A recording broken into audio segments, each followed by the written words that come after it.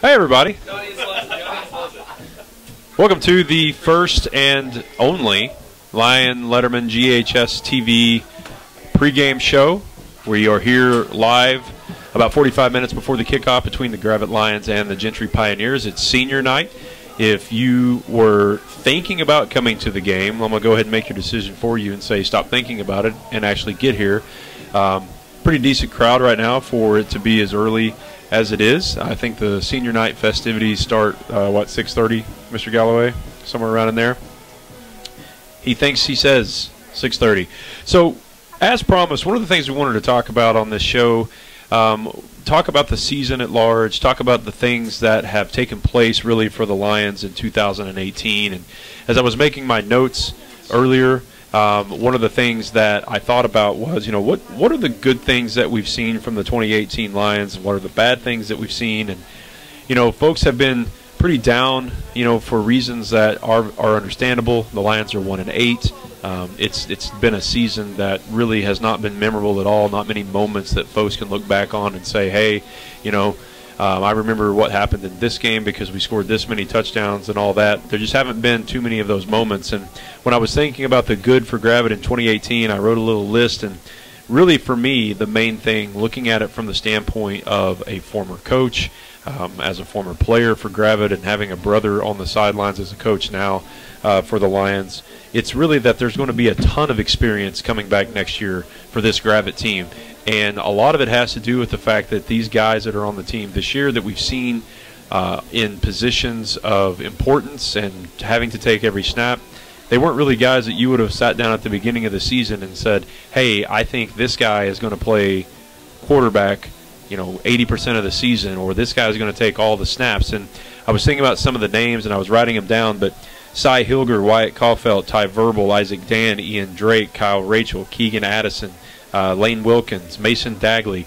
And really, out of that list, Cy Hilger and Mason Dagley were the only two guys that I would have sat down at the beginning of the season and said, hey, I think these guys are going to get a lot of playing time. They're really the only two that I would have thought of in the sense of getting a lot of meaningful minutes for the Lions in 2018. So when you think about the good, you can take the fact that, that the way that the season has gone with low numbers, the low participation and all of that, it's forced these guys into action. It's given them game experience that they wouldn't have otherwise had. And a lot of these guys didn't have much actual real game experience and hadn't played in a meaningful game since they were in junior high.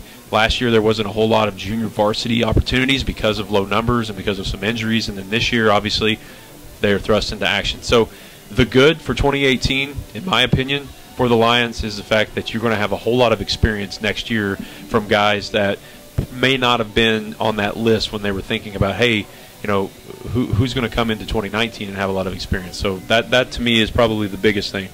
So also, though, when I think about positives to take away, I would say that a full offseason under Coach Doug Greenwood. And if you've been paying attention, if you've listened to the podcast, if you've read the articles, if you've heard any of the coaches' shows that GHSTV puts out with Coach Greenwood, you know that he was officially hired on the last day of school in May.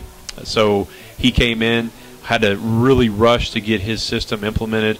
He has not yet he hasn't even been on the job for a year. So these guys on the team now are getting ready to go into an off season for the first time, really, and getting all of his tutelage, all of his culture, his entire process taken care of, and really getting deep into it because he's really had to hit the ground running. And I think that probably was not necessarily the best. And there's a giant helicopter that's flying over the field right now. That's pretty cool.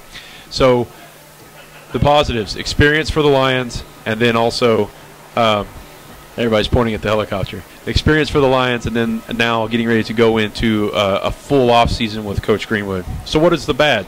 The obvious thing, the losses, right? I mean, the Gravette's 1-8. You can't put a bow on something that's that ugly when you look at that record. That's just the way that it is. The other thing, low numbers. Throughout the course of the season, if you've paid attention and watched the games, Gravette has not had near as many players on the sideline as their opponents have had. So that's been a problem. Depth has been an issue. And then obviously with the depth, beginning of the season, I said the one thing that Gravette can't afford to do is to have key players miss key time. And there have been a whole slew of injuries throughout the course of the season. I know Mason Dagley, I don't think he's played since week 3. We're going to let Coach Pittman in just a minute or two, okay? And so those were the things that we really didn't really have a whole lot of control over. We had some injuries. Low morale. The coaching staff has had to figure out a way to push through and to say, hey guys, look, I know we're not winning any games, and I know that some of the games haven't even been close, but you know, trying to keep that going. So that's kind of a bad piece. And then really just the interest level. How is the outcome of this season going to affect how many guys come out next year? And you know, I think that I've always been a fan of when people want to see things change, that they actually want to be a part of that change. So if the guys that are in high school now want to see a successful football team, then they need to be the guys that are coming out for football once fall 2019 kicks off. So lots of things to look at there. You can talk about the fact that they're 1-8 all day long. That much is obvious. I think that when you look at tonight's matchup, which we'll get much more into here in a little while, you've got obviously our rivals to the south, the Gentry Pioneers. It's senior night. The Lions, that are the seniors, are playing their last game ever in a Gravette uniform. And this is a little bit different than in the past, because really every year since 2007 we've made the playoffs. And so the guys on senior night knew, hey, we've got at least one more game in the playoffs to play. So this isn't just the last song and dance, but this is it for these guys. Tonight is the very last game that they're going to play in a Gravette uniform, not just here on the field. So it's a little bit different feel, because we always knew that the next week we were going to be in the playoffs. The seniors on this team, they probably don't remember the last time Gravette wasn't in the playoffs. I think they probably were 6 or 7 years old the last time that happened. So the 2006 season, so 12 years ago. The matchup tonight with Gentry. Gentry's 2-7, so or one game better record than the Lions. The difference in Gentry and the Lions, other than that one extra win, is the fact that Gentry did beat Berryville way back on September 28th. 27-13 was the score. So tonight, Gentry is playing for that 5th playoff seed, believe it or not. So if they're able to beat us, because of the fact that the way that all that's worked out, it does look like that they would be that 5th seed. So they have a lot on the line. In some of the comparative scores, when you look at some of the top teams in the conference, Gentry, I think to me the kind of thing that kind of stands out is the fact that they have given Pea Ridge and Prairie Grove much more competitive games than what the Lions have. Against Pea Ridge, Gentry lost 27-7. Against Prairie Grove, which was just last week, they lost 33-14, and it was 26-14 pretty late in the second half in that game. And then you look at the scores that Gravette had against those teams, and they lost 42-0 in games that were never close. And so if you're taking that into consideration and you're saying, okay, this is what you're supposed to do when you look at how teams going to do against Gentry, like how is Gravette going to do against Gentry, you try to look at that and say, well, they played these teams tougher, so that means Gravette doesn't have much of a chance. I don't necessarily think that's the case, but when you look at some of the averages across the board, Gentry is only averaging a little over 2 touchdowns a game. Gravette, unfortunately, is averaging just a little more than 1 touchdown a game, so Gravette averages 7 points per contest. Gentry's giving up a touchdown less to opponents each night. Gentry's giving up 27 points a game, Gravette 34. So tonight, which one of those is going to give? Is there going to be something that takes place? Is the Gravette defense going to be able to step up and really kind of show folks that, hey, we've gotten better as the year has gone along, and been able to really just improve, and we finally get to a point to where we're playing a team that we're more evenly matched against. So, and now, if you are someone who likes Lady Lion basketball,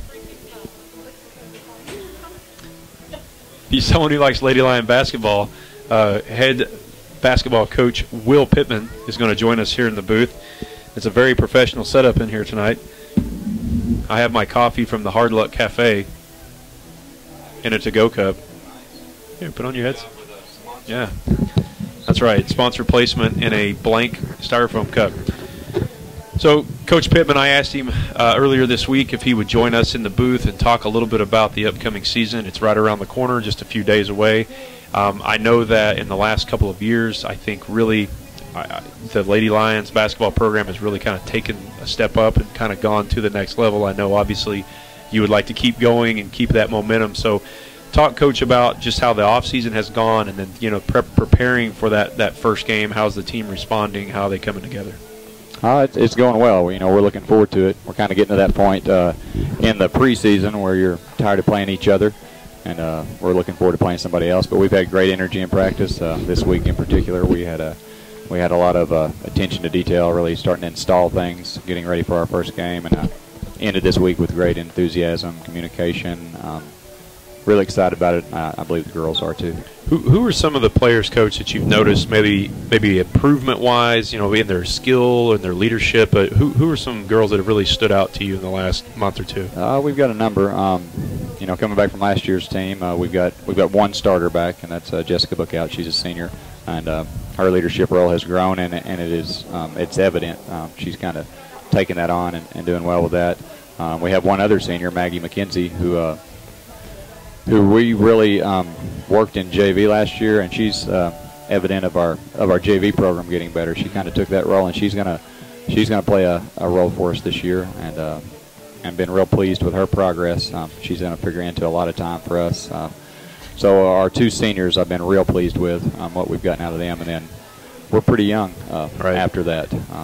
I could probably name a lot. We might kind of get into it more specifically as we talk, but I've seen a lot of growth in all of our players lately, and especially some of our younger players that are going to have to come on for us. Well, let's talk a little bit about that. You're going to have to replace a lot of production, yes, both offensively, in terms of rebounding, in terms of points, and then defensively as well. You had a lot of experience that's left, after graduation, and a few other things as well. So, how do you see the transition from some of these girls maybe who didn't have quite as much, on the court experience?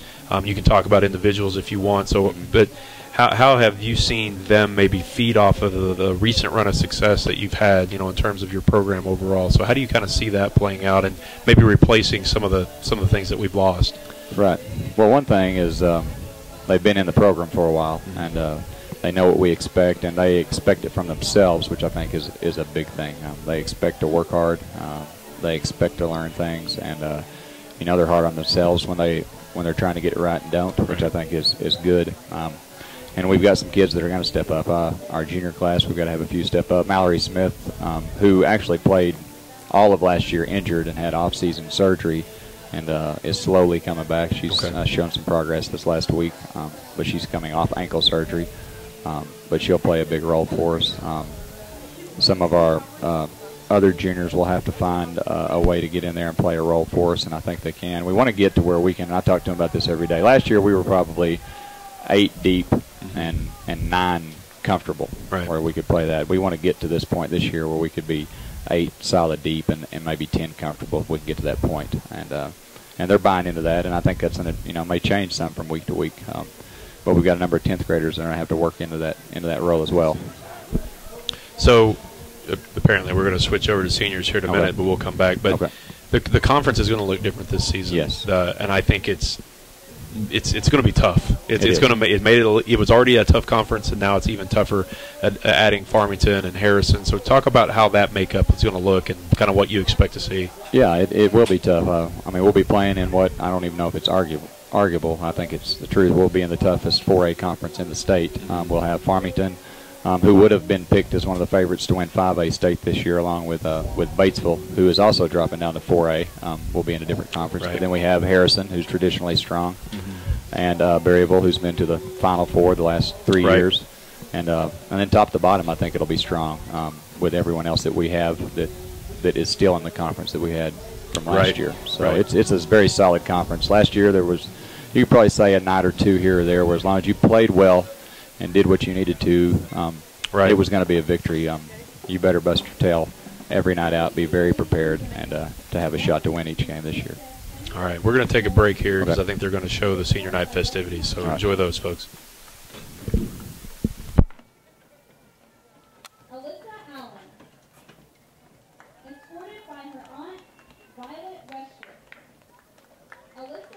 Participates in student council, debate, Young Democrats of Arkansas, Quiz Bowl, ACE, and HOSA. Corbin Anderson. Escorted by his mother, Laura Ramirez.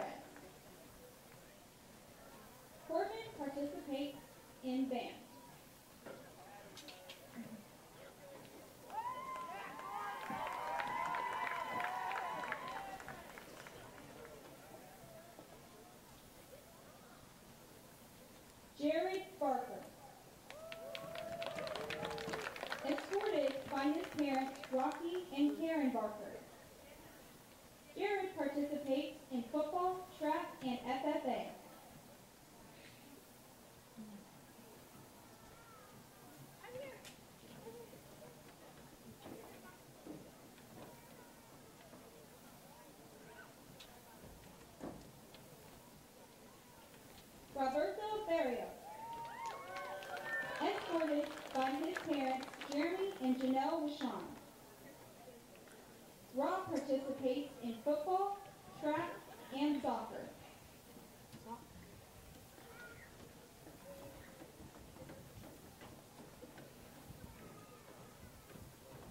Sally Bird, escorted by her parents, Jackson and Rachel Bird.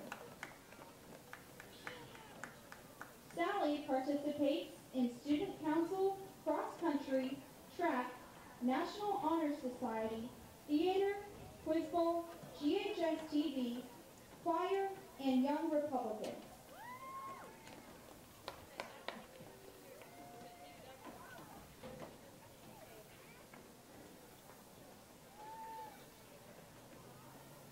Keely Bolza, escorted by her parents, Kristen and Trevor Bolza. Keely participates in golf, FBLA, Junior Bank Board, National Honor Society, and she is a freshman mentor.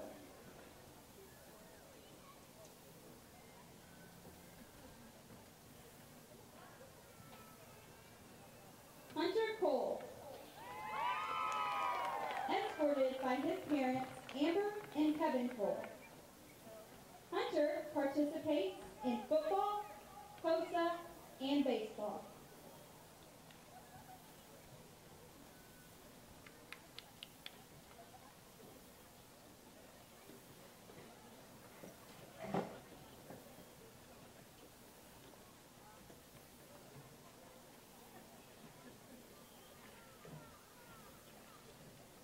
Tristan Flournoy, escorted by his mother, Rebecca Block. Tristan participates in football.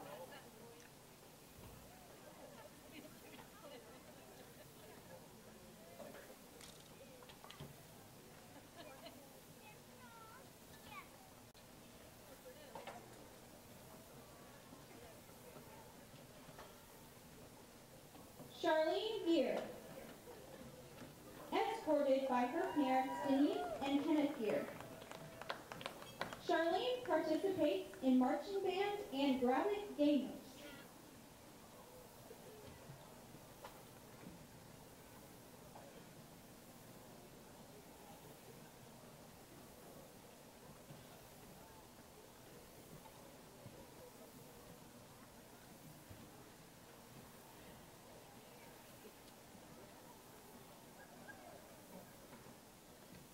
Joey Goodall, escorted by his parents, Carrie and Dana Goodall. Joey participates in band, jazz band, quiz bowl, and ACE.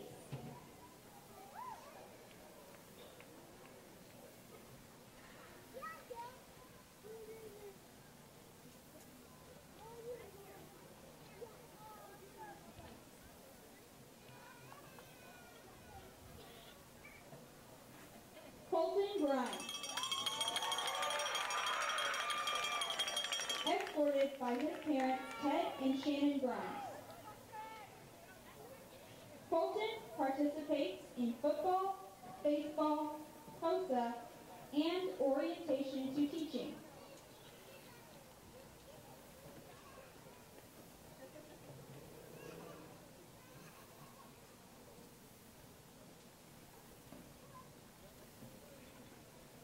Shaylin Halbrook, escorted by her parents, Cynthia Wishon and Brock and Kathleen Halbrook.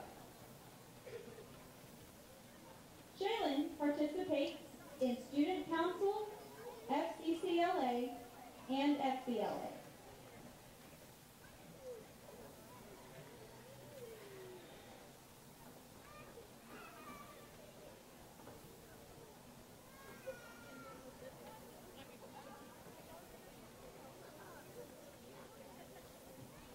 Bo Hamilton,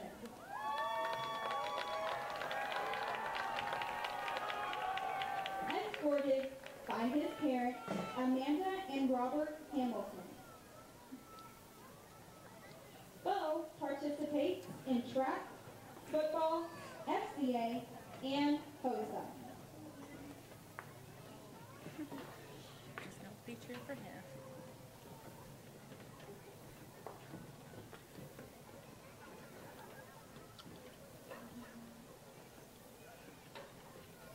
Wesley Hearn. Escorted by his parents, Christine and Ryan Hearn.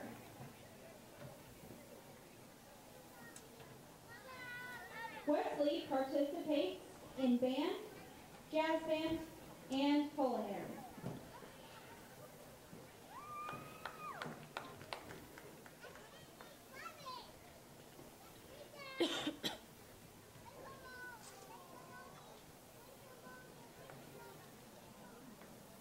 Dylan Hendricks.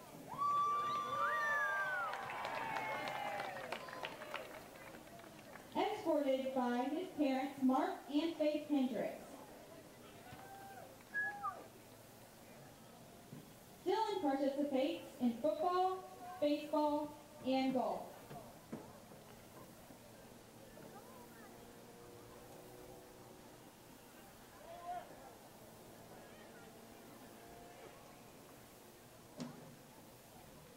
Kate Jarvis.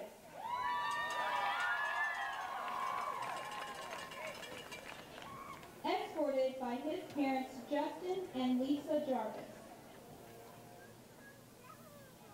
Kate participates in HOSA, ACE, Quiz Bowl, Band, Student Council, FBLA, National Honor Society, Junior Bank Board, and the Character Education Committee.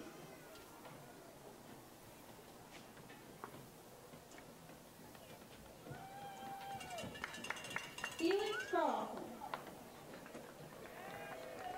Escorted by his host parent, Lori Johnson. Felix participates in football, forensics and debate, and the EF High School Exchange Year Program.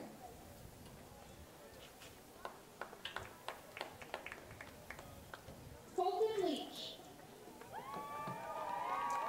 Escorted by his mother, Melissa Harrell. Colton participates in marching band and jazz band.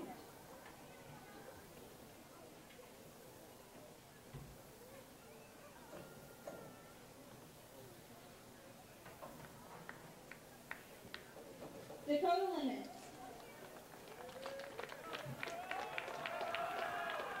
Escorted by his parents, Joe and Cheyenne Lemons. Dakota participates in football.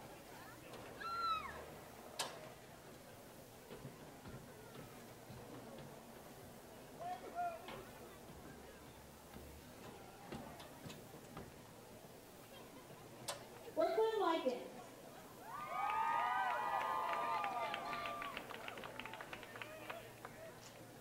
Escorted by her parents, John and Susanna Likens. Brooklyn participates in volleyball, cheer, National Honor Society, FCCLA, art club, and culinary.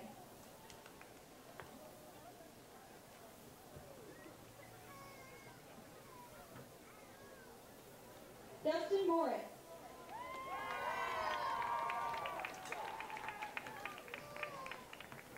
Escorted by his parents, Robin and David Morris. Dustin is the drum captain in the marching band. He also participates in jazz band, key club, and guitar.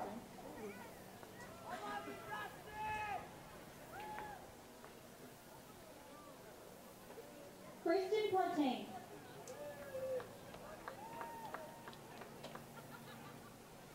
Escorted by her parents, Joey and Gary Partain.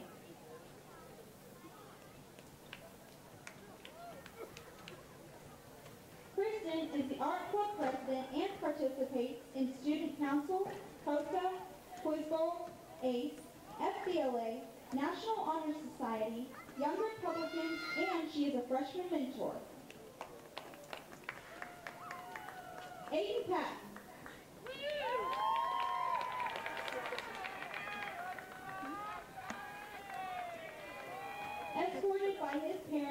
Joshua and Brianna Patton.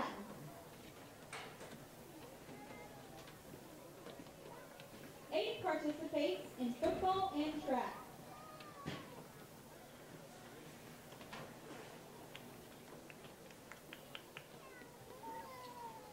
Mason Purrier.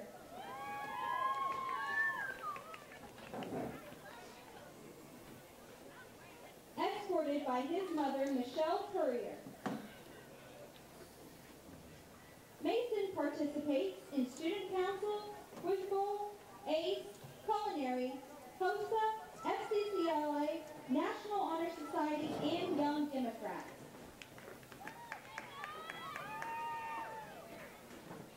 Vinny Rombot.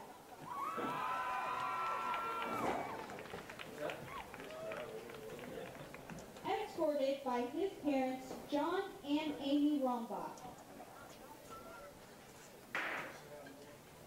Vinny participates in marching band. All right, thank you.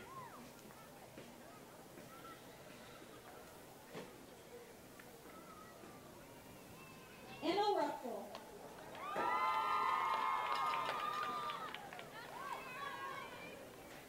Escorted by her parents, Dr. Ty Russell and Kelly Russell.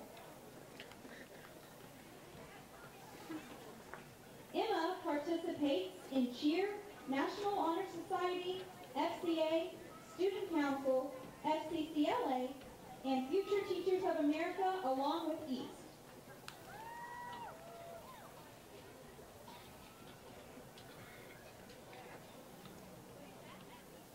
Lana Russell.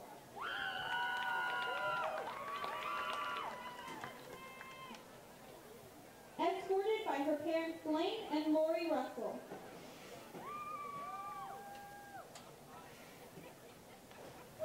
Lana is the HOSA president and the class vice president. She also participates in Student Council and the National Honor Society.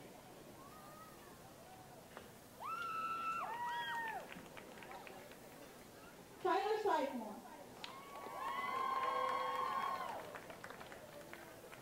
Escorted by his parents Lisa and Tony Sizemore.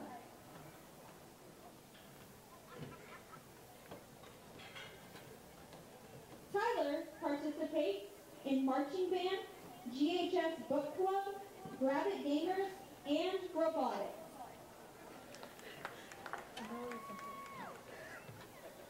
Peyton Stearman. Escorted by her mother, Tara Finney, and her stepmother, Jenny Stearman.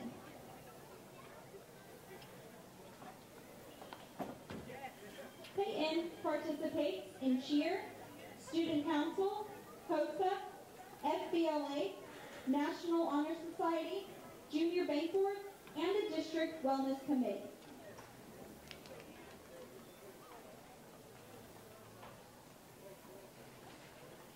Nick Walls.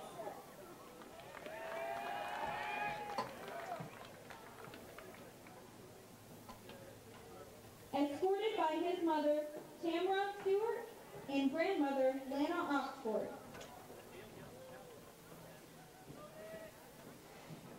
Nick participates in football and baseball.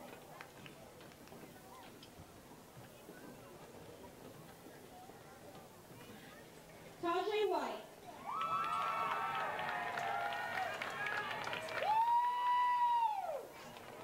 Escorted by his parents, Robin and Isaac White. Tajay participates in Student Council, HOSA, National Honor Society, football, and track.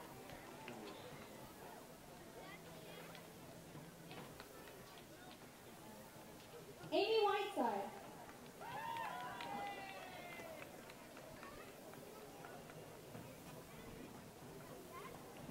Escorted by her parents Terry and Lisa Whiteside. Amy is the senior class president.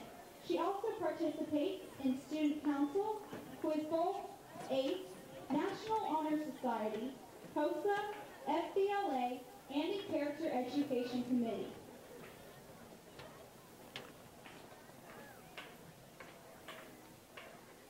class would like to dedicate their senior night to two seniors that are no longer with us, Lane Killian and Trevor Wall. Here to recognize Lane tonight are his parents Stephanie Killian and Derek Marvin. Lane participated in football. Here to recognize Trevor is his parents Amelia and Justin White. Trevor participated in football, FFA, and was on his way to becoming a future Marine.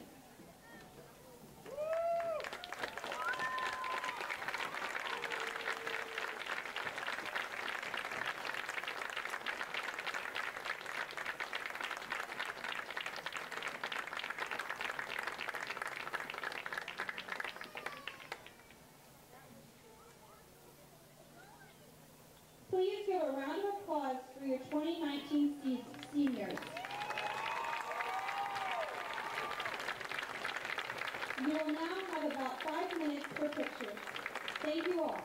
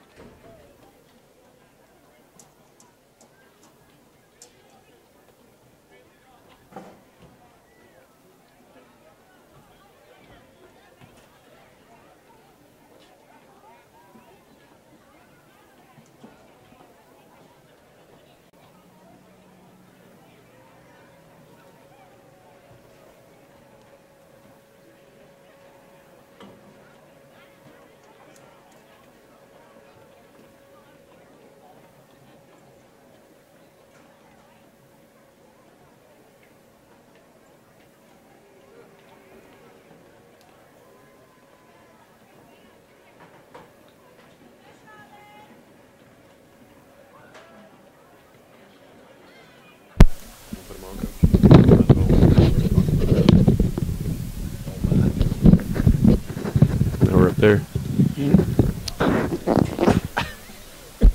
Okay, ready. All right, folks, we're going to go ahead and switch gears a little bit. If you were paying attention earlier and you saw Coach Will Pittman up here talking about Lady Lions basketball, when we started showing the senior night festivities, kind of took up some of the time for that. So we're going to bring him back at halftime and talk a little bit more about the upcoming season for him. Joining me in the broadcast booth and being bashful because he's not in the camera, former Lions coach Duke Mobley. Coach, good to see you again. Good to be here. Absolutely. So Coach Mobley and I are going to be bringing you the game tonight, and luckily, though, you won't have to look at our beautiful faces most of the night. They're going to actually show the game, Coach. Just like I told you, I feel like Paul Firebaum. Yeah. So yeah, people didn't know what he looked like. Now he's all over the place. So Coach, before we brought Coach Pittman in and started talking about the basketball season coming up, I was mentioning the fact that this game really, you kind of throw the records out most years because of the rivalry. I know that's cliche, but it's a big game for both towns, for people who've gone to school at both of the places, and then for you experienced a ton of them, almost 3 decades worth. So what does this game mean, as a former coach and as somebody who still cares about what happens here?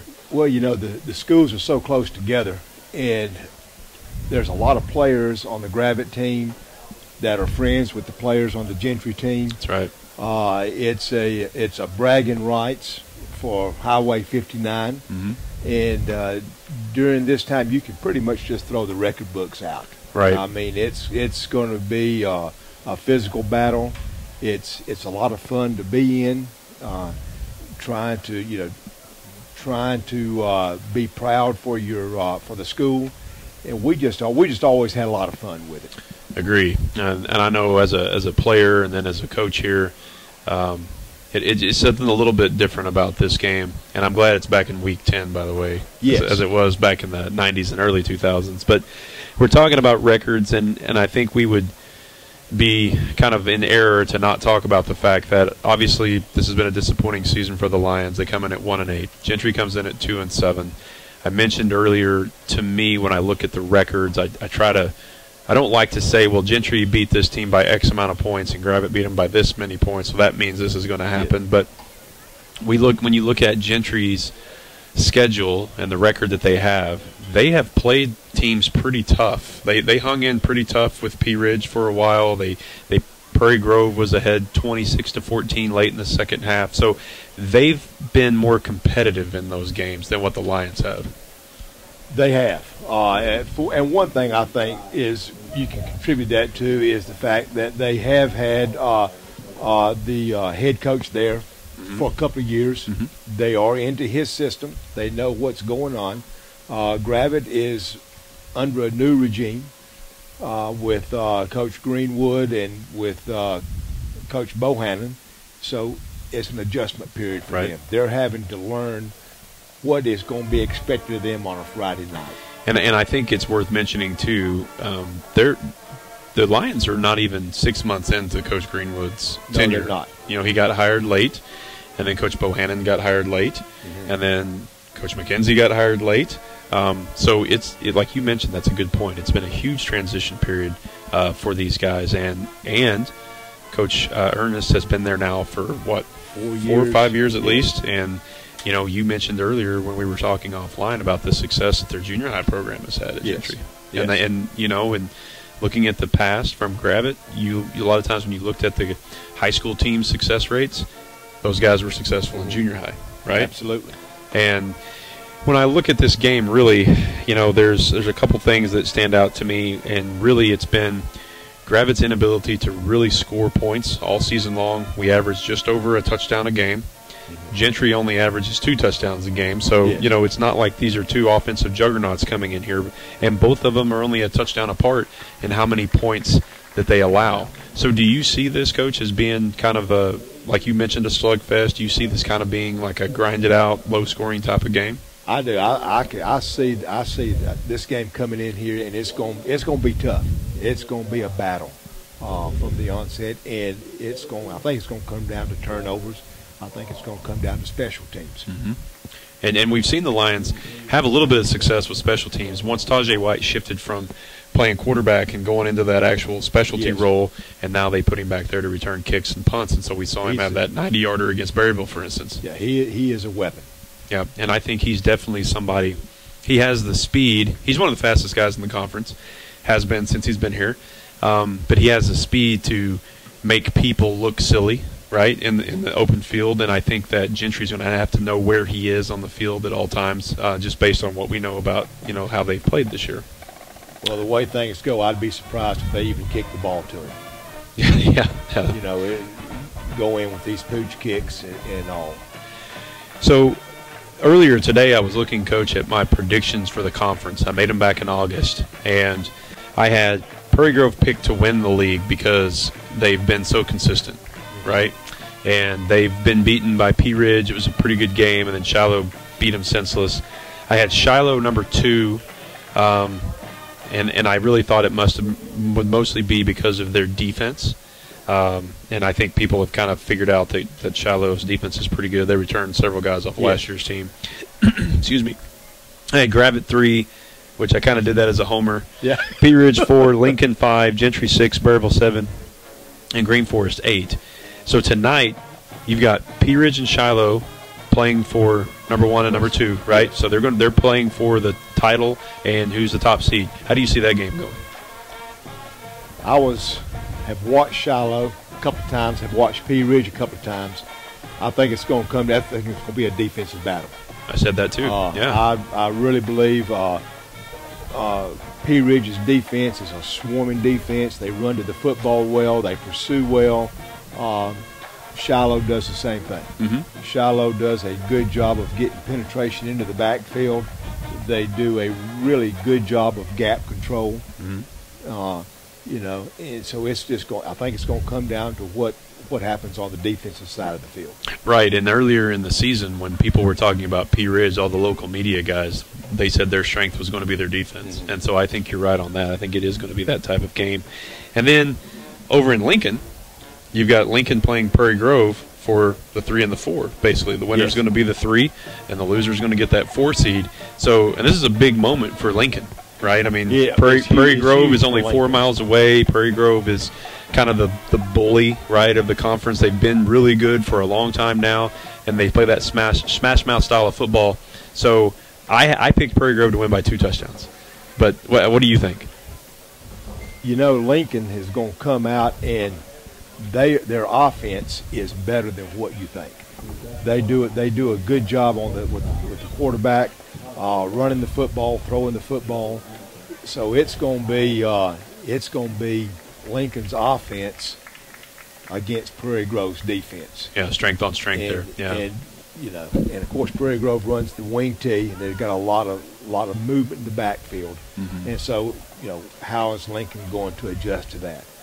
Yeah, I think Lincoln has the athletes to make Prairie Grove, think about what they're doing. Really, they're not just going to be able to run up and bull rush every time and do the things that we've kind of seen Prairie Grove do. I agree with you, and I think the fact that it's at Lincoln and it's on their turf, it seems like things move a little bit faster on turf, so I think that plays into Lincoln's advantage. So it wouldn't surprise me if Lincoln wins the football game, but something about it tells me that Prairie Grove is going to be able to go in and just kind of out-physical Lincoln. Well, Prairie Grove's tradition is going to come into play.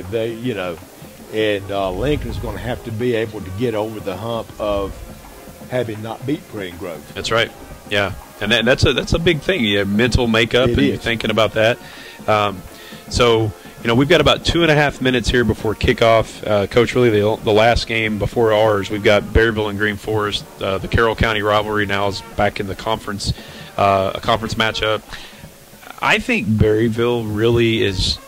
They're kind of close, really, to turning the corner. And I don't just say that because they beat Gravette the way that they did, but they had some athletes. They are. They've got some athletes. And I don't think Green Forest really. They're just overmatched this year. They don't really. I mean, yeah, it's a rivalry game, but I don't think they can beat Berryville. Well, they are, and of course they've had some adversity take place over there. That's true. All within the coaching staff, and that really does weigh heavy, on you when you go into the season. Okay, and now this game, Coach. We've got Gravette, Gentry, and you don't have to tell me a score. You don't have to tell me necessarily who you think is going to win. You don't have to do that. You can tell me offline. Well, but so here's what I did. I took a leap of faith. I kind of threw away everything that was common sense, and I picked Gravette to win by 1. I had 20-19. Wow, that's good. Well, I'm going to tell you what. It's going to come down. It's like Gravette's getting ready to go to a picnic. Okay, I'm ready for this analogy. Let me hear this. They're getting ready to go to a picnic, and what are they going to bring into this picnic?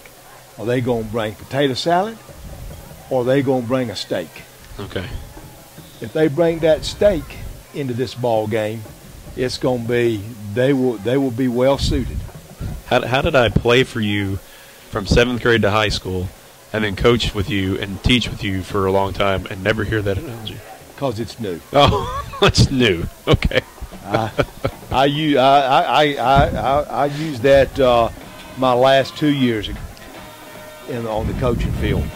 So the Lions about to come out as we switch the camera over, and I'm excited about this game. I haven't made that a secret this week, I guess I should say. I know that I said earlier, Coach, before you came into the room, that it's kind of a different feel this year for these seniors because they know that tonight is their last game wearing a Gravette uniform. There's not a playoff matchup coming up. They know that. And so for me, it's a tired saying, and people say it all the time. This is their playoff game. It is, and it's you don't have to have a lot to get fired up. I can remember games from way back to where it was. You'd be fired up going in this ball game. You wanted this ball game more than any other. Like Auburn, Alabama. Right. Michigan, Ohio State, USC, UCLA, same thing. Except it's Gravette and Gentry. That's right. So Coach Mob and I were yakking away during the coin toss.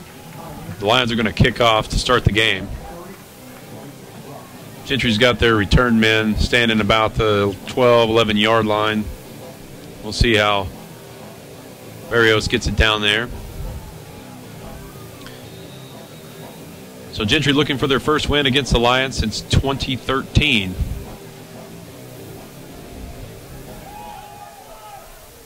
Pretty good high kick. The middle's open there. They're going to need to close it quickly, and they do. Looks like he takes it out to about the 38, maybe 39-yard line. Going to depend on the spot. So, Coach, you're Gravette here, you know, in your years of calling defense, and what do you think Gentry is going to do? You think they're going to come out and really just try to smash mouth you, punch you in the mouth? I think they're going to try to test Gravette on the corners, on the edges, and they're going to come out, I believe, and going to try and throw the football. Gravette struggled at that this year. They've struggled at defending the pass. That's definitely true.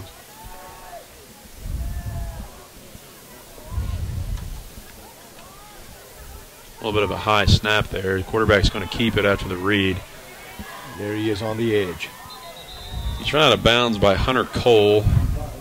That's Brandon Atwood, the quarterback. And I remember when he was in junior high, Coach, he pretty much was a man amongst boys there for a few years. He really was. That was back when their junior high ran the flex bone. And he was able to run that pretty good. So he's listed at 5'11", 165 pounds. And last season with Falconberry at quarterback, I know he played a lot of dynamic positions, kind of ran the ball, caught the ball a lot for him. So he's kind of back in his natural spot. He hands it off there, and a nice play in the backfield. That's a good job right there by Aiden Patton. Aiden Patton, yes, sir. Getting penetration. We have to be able to control that defensive line. Don't let them reestablish the line of scrimmage. So it's a loss of 2, and I think Gentry's going to have a hard time running north and south like that, as long as like Patton and Barker on the D line. Those guys are big physical guys. Another high snap. This time he gets the edge that's sealed off a little bit. He's got some speed. Come on, Tajay. Tajay White on a hustle play. He does bring him down, but the ball's inside the 5-yard line for a 1st and goal. That's Peyton Wright, 6 foot, 180-pound junior, I believe. Or no, he's a senior. He had a little bit of speed there, Coach, but he does. Right off the bat, they were able to seal there. They got that edge blocked nicely, and there was nobody filling in, running that lane. We've got to have someone force. They're going to attack, hit the inside, bounce it outside, and we've got to have somebody on the edge. Handoff up the middle, and again, you see the Lions able to kind of stack it up. He might have gained a yard. I think they were going to give him a yard gain there. I believe that was Colton Grimes. And Grimes has kind of been a workman this year. He's been able to – he's played a lot of different roles, worn a lot of different hats, and he's kind of a throwback type of kid. He kind of reminds me of the guys that have come through Gravette in the past. He really is. He absolutely is. I think he's even played offensive center. Yeah, I think he has. Atwood takes the snap, and he's going to try to – he keeps it. He fumbles it. Get it. And it's picked yeah, we ended up getting it, Coach. Yep. Tajay tried to scoop and score, and if he would have scooped it, he was going to score. He would have scored, absolutely. So Atwood, good job there. Atwood danced around a little bit. He had a hole kind of B-gap-ish, and it closed quickly, and then he kind of got indecisive and got happy feet. I didn't see if it was a forced fumble or if he just dropped it. I could not tell if he dropped it. You said it was going to be a game of turnovers, and there's the first one of the night.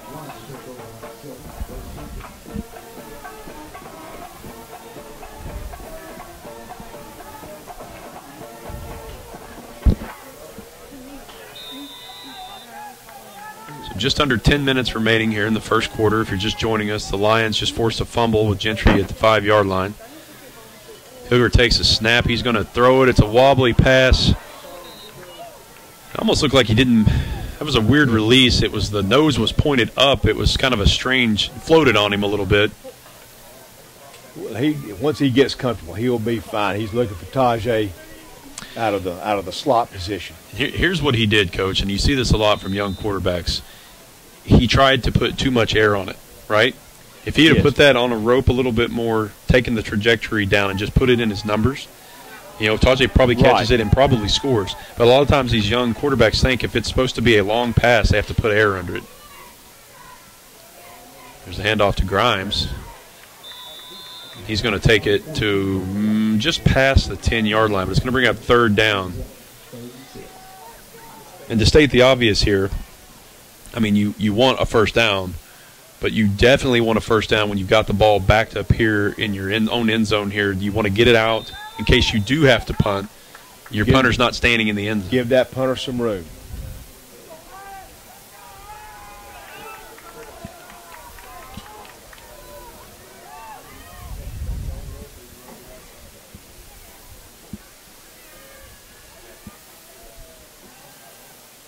Hilger's going to scramble to the right. He's got a man open, and Tajay hit his hands. It was a little bit out of reach. Probably should have caught it, but he probably catches that 9 out of 10 times. But I think a lot of it, too, so Hilger's, you may not have been able to tell on the screen, but Hilger was flowing to his right. White scramble drill. His momentum was taking him toward the sideline, and when Hilger kind of threw it back across his body a little bit, took the angle that Tajay, his momentum was kind of taking him away from it. I have heard Coach Harrelson say more than once, on a scramble, make sure you square your shoulders up to the line of scrimmage. So after the big turnover, the Lions go 3 and out. And the punt, it'll end up helping the Lions a little bit on the roll, but it almost hit the up man in the back of the head. And it's going to give Gentry good field position right here. The defense is going to have to bow their necks. And a key to Gravette's defense is going to be what Aiden Patton, Jared Barker, and Dakota Lemons do. That's right. Up front, because those guys are also starting on the offensive line, so they're going both ways in the trenches.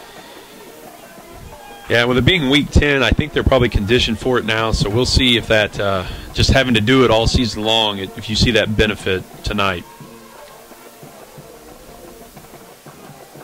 It's a little swing pass out to the left side, and he gets the edge. Once again, good pursuit by the Lions there. That's number 10, Zach Jarnigan.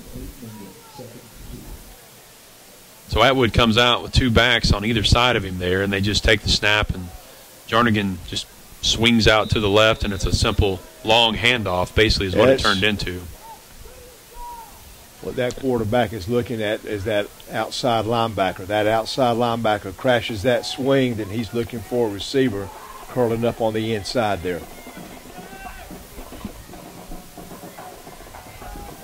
Good pressure by the Lions. Atwood kind of floats one out. It's caught at the 20. Caught by Dylan Kilgore, who's a very large guy, 6'3", 235. Mason Dagley on the tackle there. And it's good to see Mason Dagley back. This is his first game back. It is his first game back. And Mason Dagley was really kind of poised to have a really good season. And twisted his ankle badly against Jay, so it's nice to see Mason back here in this last game. And he made a good tackle there because Kilgore is a load. First and 10 for Gentry. Looked like a little bit of a mesh point issue there, too. We got a flag. Hold. Looked like Patton was held back here. Yes. You'll notice the Gentry offensive lineman gets set back there pretty deep. And I'm sure that Coach Bohannon is going to notice that and start be looking for those pulls. While they're backing up the yardage here, let's take some time to thank one of our sponsors. H&K Heating and Air. As the winter months move in, Coach Mobley, you're going to need to get your heater checked out. You know that? I know. Yeah. H&K Heating and Air has been a proud sponsor of Lion Letterman for a long time. You can give them a call at 479-366-1691. Another high snap. Jet sweep here. Missed tackle.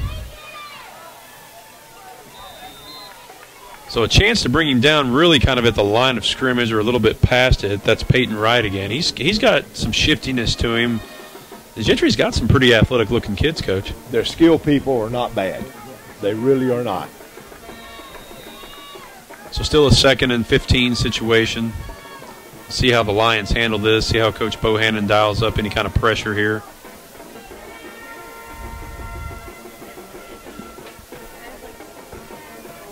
Got Cole, Hilger, Dagley, and Tajay White in the secondary. Roll got it force. And he's wide open. And he's going to score a touchdown. So Atwood completes the pass to number 20, Bo Tomlin, and he goes 25 yards for a touchdown to give Gentry an early lead. So, Coach, the action kind of took everybody away on a flow. He started to roll, and as he rolled, we've got to be able to adjust with that roll. Well, to the receiver's credit, he settled down where no one was. He found the open hole. He sure did.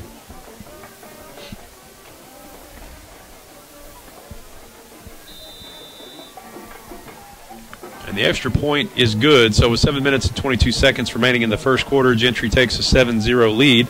And we're going to thank another one of our great sponsors, the Bank of Gravette. The Bank of Gravette has been your hometown bank since 1898. They want you to come in and find out more about all the services that they have, the account offerings. If you're looking for an auto loan, a home loan, a commercial loan, to open a checking account, savings account, they can help you out. And they have branches just about all over this side of the county, and Gravette, Hiwassee, and Centerton. You can call their Gravette branch at 479-787-5251.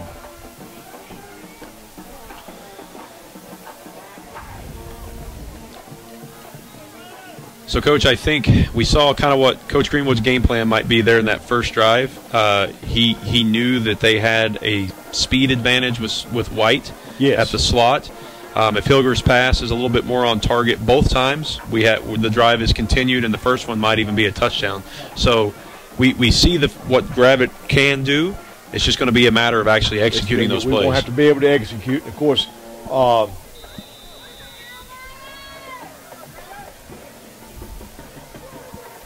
got Tajay back deep.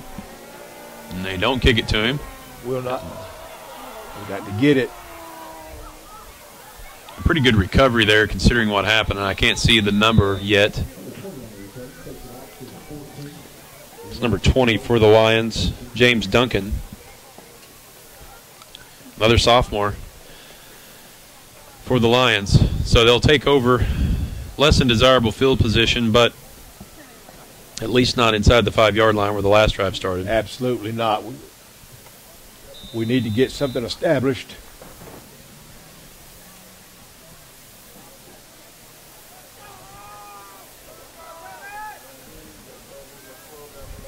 So it looks like Keegan Addison will come out in the backfield alongside Hilger. We've got White in the slot to Hilger's left.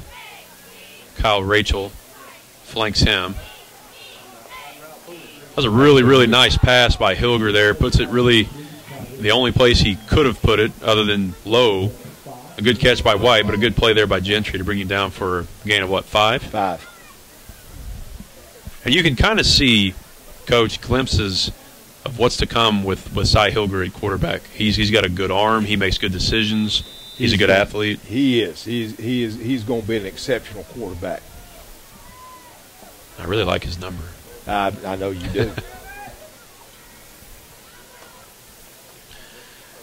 So, a problem that the Lions have had pretty much all season long.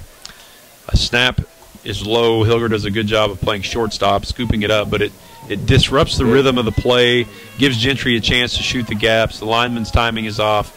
Absolutely, it does. It does that. And of course, we have a sophomore snapping the ball, but you really can't say sophomore anymore. You're into the 10th game of the year. Yeah, you're a seasoned vet.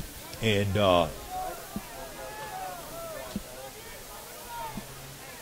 3rd down and 5 for the Lions. This is a pivotal play here early. Good pass protection there by the Lions. So this is not to say anything bad here, because Hilger, that pass, I'm going to say could have been caught, okay? But I had a coach in college that used to have what he called A, B, and C passes. And an A pass is when you needed to put every bit of gas you had on it. A B pass was when you needed to put a little bit of touch, and the C pass was when you needed that trajectory and drop it in the bucket. He needed a B pass there. Yeah. That had a little bit too much gas on it, a little bit too much for White to handle. So again, it hit him. He throws the bag out. I believe that hit a Gentry player there.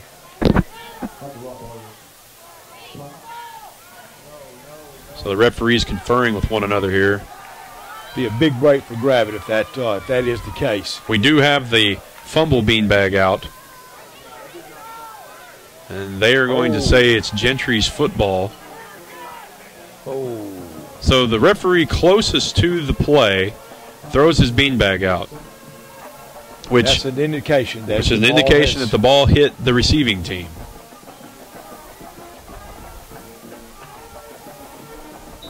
Because here's the deal. If it hits the... Well, let's just be quiet. I don't want to say anything that's going to get me in trouble here. So, again, Gentry with really good field position for the second possession in a row. Let's see if the Lions can stiffen up here. Motion jet sweep. Got the force, that boy. Oh. And that really there is a case of Gentry having more speed than we did there. I mean, James Duncan did a good job of working top shoulder there, but his reaction time was just a little slow, and as a result, they got to the corner. You know what? That's actually Trenton Durham. Trenton Durham, yeah, I'm sorry. I just saw the 3 as well. Yeah, and Trenton's a fast kid. I think it was more of maybe just kind of getting there, maybe getting his feet set a little bit too much. Yes. That 3's kind of hard to see up here on the back of his jersey. So Kilgore's going to split way, way out.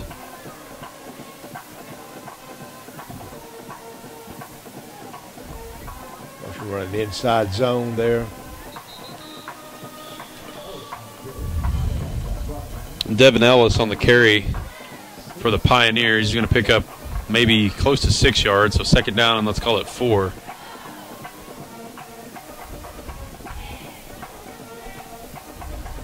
We've got to get into our gap responsibilities, and of course, any defense is a gap control defense.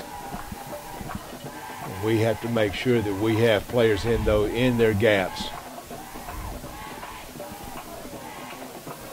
So Atwood's going to his 2 backs on either side of him, and just another. It's going to be a reverse. Durham was getting blocked, and never got his head up, and a good pursuit there. That's a good job of pursuing to the football. Really a nice job of recovering there by Dakota Lemons and Ian Drake. And Drake's going to get credit for the tackle. Lemons was really the one that forced him over there to the sidelines. And Ian Drake is another sophomore. That's right. That's playing, and with very good speed. I saw him in the Shiloh game, and he ran a guy down from about 50 yards. Mm-hmm. On the Shilohs and tackled him on about the 2-yard line. So he's got a lot of hustle in him. Ian Drake was the Week 8 Hard Luck Cafe Hungry Man. Yes. Watch out. So third down, a big third down here. I mean, you would assume that if they don't get it, they're going to go for it. But a nice job by the Lions defense. They're going to bring Atwood down for a loss. Loss of about a half yard, so it's going to bring up 4th down. Good pursuit there, Coach. They got in the backfield quickly. That was we got penetration. We attacked our aim points, penetrated, and good results. Need to make sure we watch the football now and don't do anything stupid. Got a 4th down and a long 4. Give a shout out to former Lion Manny Rogers watching us on the live stream. Thanks for tuning in, Manny. Atwood's going to roll to his right. He's got a couple guys open, and he's going to be really close, and they're going to say he's it's going to be close. A first down, I believe. Say Colton Grimes did a great job right there, forcing the quarterback and trying to get him to get that ball out before he wanted to. Nice job by the receiver there for the Pioneers, getting to the sticks and then going just a bit past it. As a former receivers coach, that used to drive me absolutely crazy when it would be a 3rd down and whatever, 3rd down and 8, the receiver would run 7.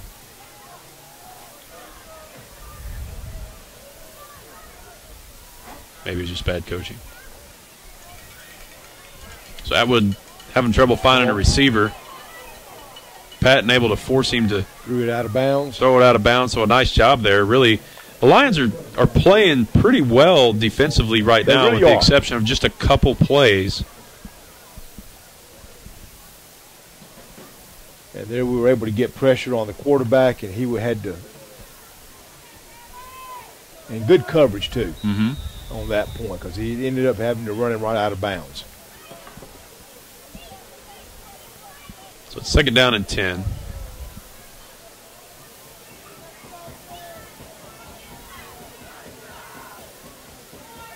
Uh-oh. Aaron snap. Snap. Get him. Nice play. So there's 1, 2, 3, 4, 5, 6, 7 Lions walking away from where Atwood was tackled. So a really nice job of recognizing the situation and everybody hustling, trying to at least keep him from throwing. He could have picked it up and maybe had a chance to plant his foot and throw it away. That would have been disastrous for Gravette. So now we have 3rd down and forever. We want to make sure we keep away from the big play right here. And if I'm Gentry, I may be running something similar to what they scored the touchdown on earlier, where we kind of change the flow, get the eyes of the defense looking one way, and sit a guy in the middle. So we'll see what they do here. And that back started early. No call. Atwood throws a duck up in the air. Please don't let him catch it. And he did. And he did, and he's going to score. Big plays. It's what you need to stay away from. So Atwood throws up a prayer. Who was that? Wright comes down with it. He out jumps the defenders and then breaks a tackle. All they had to do right there was bring him down, and it's going to be 4th and about 14. One missed tackle results in 6 points.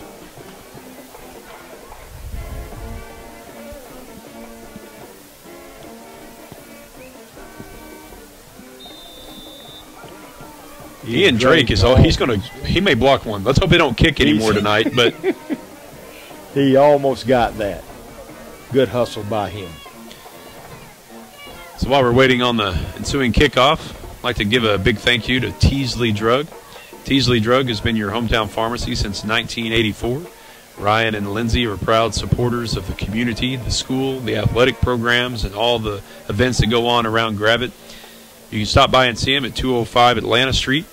Tell them that you heard about them on Lion Letterman.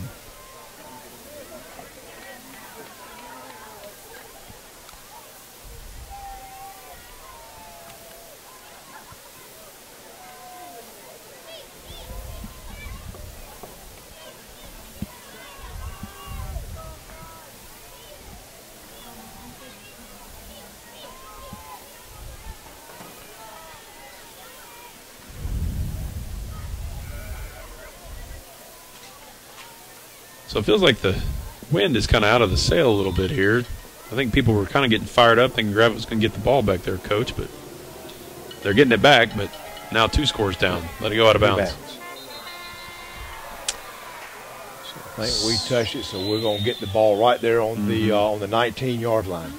So if he doesn't touch it and lets it go out of bounds there, it's going to be a penalty, and then Gravette's going to get pretty good field position. I want to give a shout-out to tonight's GHSTV special single-game sponsor, KD Photography. KD Photography is actually the official family photographer of Lion Letterman. The last, 6 times I've had family portraits taken, KD Photography has been the one that's taken it. Kim Durham, the owner and master photographer. I don't know if that's a thing, but I'm going to call her that anyway. A GHS graduate. Joker goes up under center this play. Little sweep to White, try to take advantage of his speed. Gentry does a good job there of just coming up and just forcing him to have nowhere to go. They have a lot of guys around the football.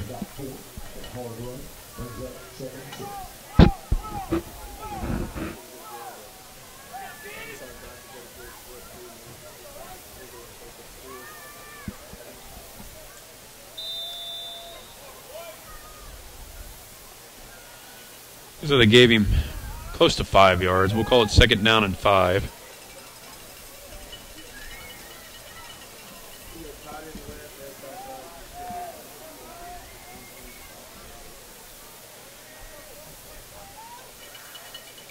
Pull that backside guard. And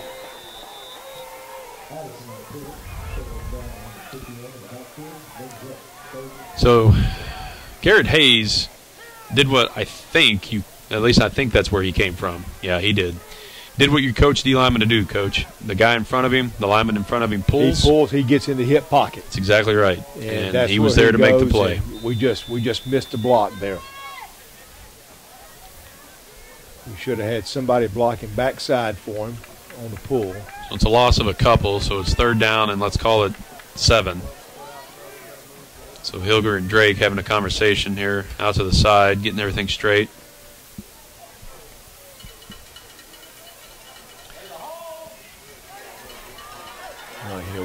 Run side, run side. So it's going to depend on the spot here. He's pointing.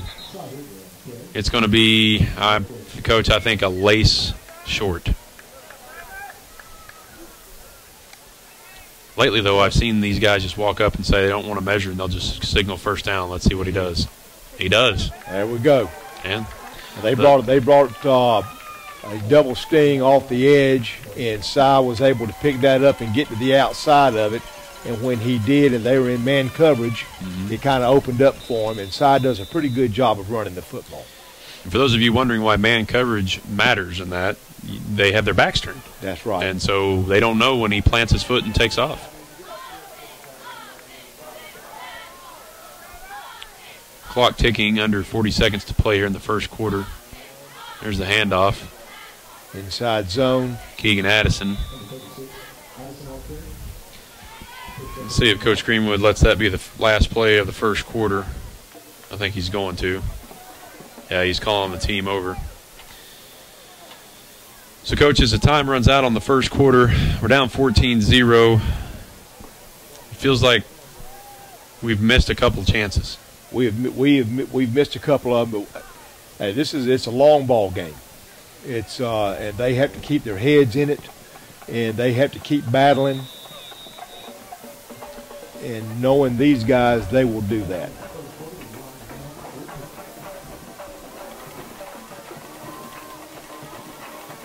So as the first quarter ends, I'd like to say thank you to Women's Health Associates. Women's Health Associates is located just off Walton Boulevard, there by the Hershey Building in the Guess Who area. You can give them a call, or you can check them out at their website. Just Google Women's Health Associates. They offer all kinds of services, aesthetics, general checkups.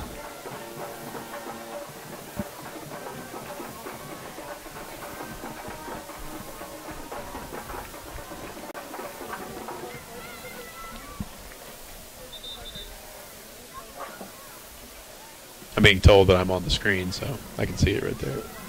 I've been looking and checking it out. All right, so Gravette's going to start the second quarter on a second down and a long 8 yards.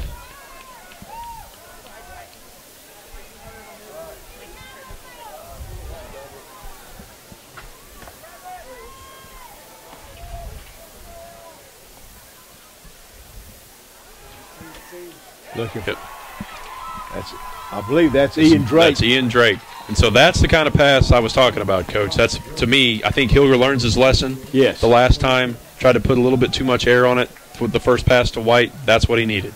That was a good route by Ian Drake, good call by Coach Greenwood, and a good pass there by Cy.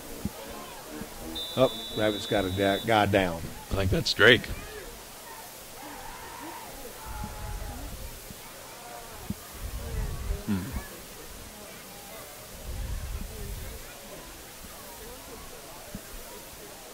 So they're taking injury time out here, but he's already getting up off the turf. I think maybe he might have just gotten the wind knocked out of him a little bit.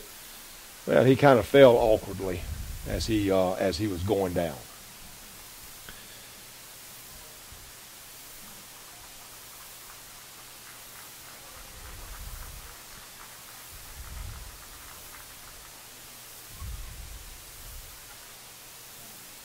So another thank you to tonight's GHSTV single game sponsor, KD Photography. You can check out her website, www.iloverkd.com.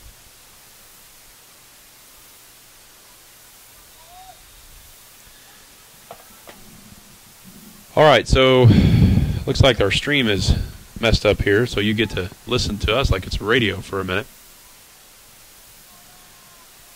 So first down and 10 for the Lions. We're going to work feverishly to fix this. Hilger in the shotgun, Addison to his right. He's going to drop back. He's got a couple men open. He fires it across the middle and again, to the right, really on the right hash. Just out of the reach of White. He's been close to those White. He's been close, just not quite there. I am not an expert on quarterbacking and throwing the football, But the one thing I do know is that when you have the crown of your football field and you're on the crown, and as you throw to the sidelines, you are throwing the ball high. Mm-hmm. Yeah, because you're throwing it downhill, essentially. You're throwing the ball downhill, and so that might be having some effect right now on Si. And again, folks, we're having a little bit of difficulty with the technical difficulty with the stream on the field, so if we have to, we're going to turn this camera if we can. I don't need to see my face. A good throw by Hilger, really nice throw, and a good catch, because that was on a rope to Dylan Hendricks. That's going to give us a manageable third down. And not a third and long, third and short. Offensive line did a good job of protecting for him that time. He was able to sit back in the pocket. All right, we got it back, Coach. They're not looking at us anymore. Everybody can be thankful for that.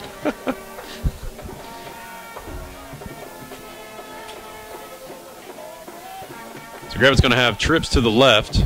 Tight end is Grimes on the right.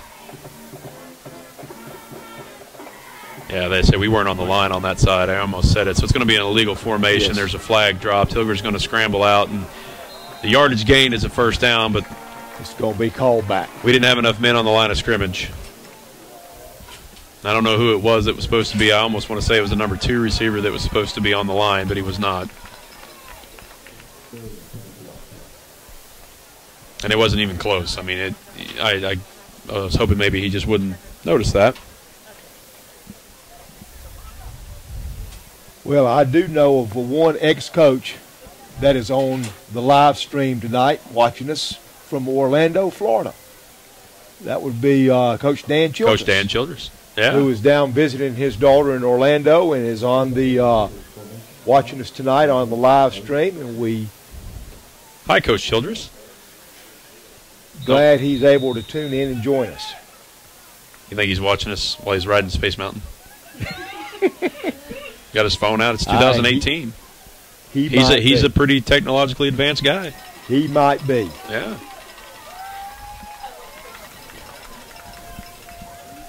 So from third down and short back to third down and kind of medium. Hilger's going to take what amounts to about a 7-step drop. He's going to throw it. He's looking for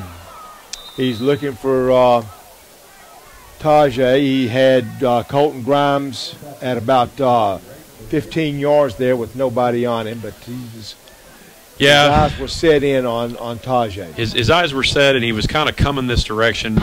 And a lot of times as a quarterback, when you kind of break that seal of the tackle box, you kind of get tunnel vision. I got you. It's tough.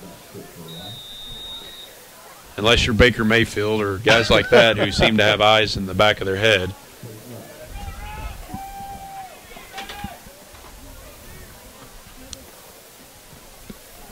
So Barrios kind of fumbles the snap around a little bit, but it kind of actually works to Gravette's advantage because he gets a high kickoff and it let the coverage get down there and doesn't give Gentry a chance to return it. Coach Bohannon's defense is coming back out on the field now, so we can see what he's got in store for Gentry. So 10 minutes remaining in the first half. I haven't started the play clock yet. He's about to, and there it is. So Gentry with a 2-touchdown lead. Gravette trying to get set here defensively. There's a handoff. He runs past one arm tackle, but he's brought down for a loss anyway. Couldn't tell who ended up making the tackle, Coach, but getting off the bottom of the pile is Grimes. It's like Grimes and Lemons. Barker and Lemons in on that.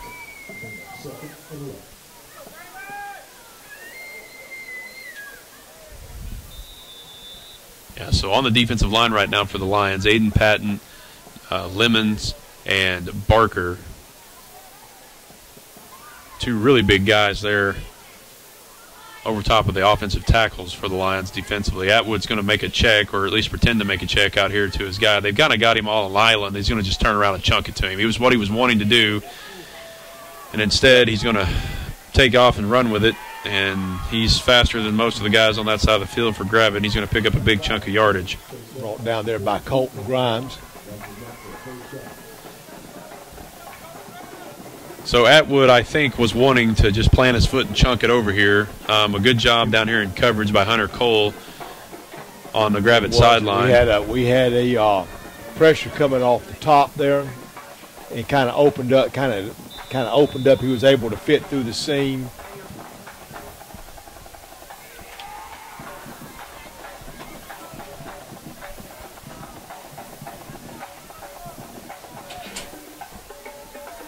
There's the handoff. This time he's kind of corralled there. Once again, good job by the defensive line of Gravette. Yeah, right now the Gentry offensive line is really not blocking the Gravette defensive line very well at all. It's just more of a matter of some breakdowns. Yes. Defensively, kind of busted play type of stuff. And we got the official trying to stop the clock here, and it finally stops. They're sending Grimes off. He must have some blood. Lane Wilkins is coming in the ball game to replace him. Lane Wilkins, a sophomore who's seen some pretty significant playing time as the season has gone along. Number 40. Let's see if they take advantage of the fact that Grimes isn't in the game. Atwood floats that ball up there a little bit, and another really good job there in coverage. That's Tajay White. Tajay White, yes. Of course, that was a catchable football. It really was. When he first let it out of his hand, I thought it was sailing out of bounds, but. So it's going to be third down and long, 3rd and 9. Tajay doing a good job there, Coach, of coming from a safety spot, coming over the top. They're cover 2, I think, there. Tajay's got that closing speed, which is what you want to see in your secondary. Lions getting some pressure. It's a screen. It's going to be who's better. And unfortunately, this play, it was Pioneers. Well, as number 10, Jarnigan was dead to rights. Yeah. But again, the Lane no man's Wilkins land. had it stiffed out. He was standing right there, and nothing against Lane. Nothing just against Wilkins. Wilkins. Got caught up with him. Lane's going to be fine. You have to wonder if did they run that play knowing Grimes was out? You almost think they probably did. Possibility. So Gentry moving the football here again. Another bad snap, and they kick it around. Unfortunately, he kind of kicks it right to Atwood. Folks, Gravette Athletic Booster Club is proud to sponsor Lion Letterman. You can catch them setting up various booths and fundraisers throughout the course of the year. Check them out on Facebook, Gravette Athletic Booster Club, and ask how you can join and help support Gravette Athletics.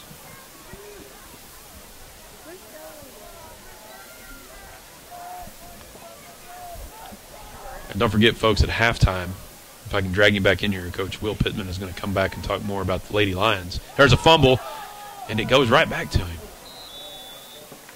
Or did I see someone's helmet? It sure looked like the ball came out of his hands. I believe you saw a helmet. Okay. Gentry's ugly, as Coach Phillips would say, putrid maroon. Yeah, that's right. I noticed that Ian Drake is back in the ball game, and they had walked him down onto the line that time. Kind of giving the idea of a forefront.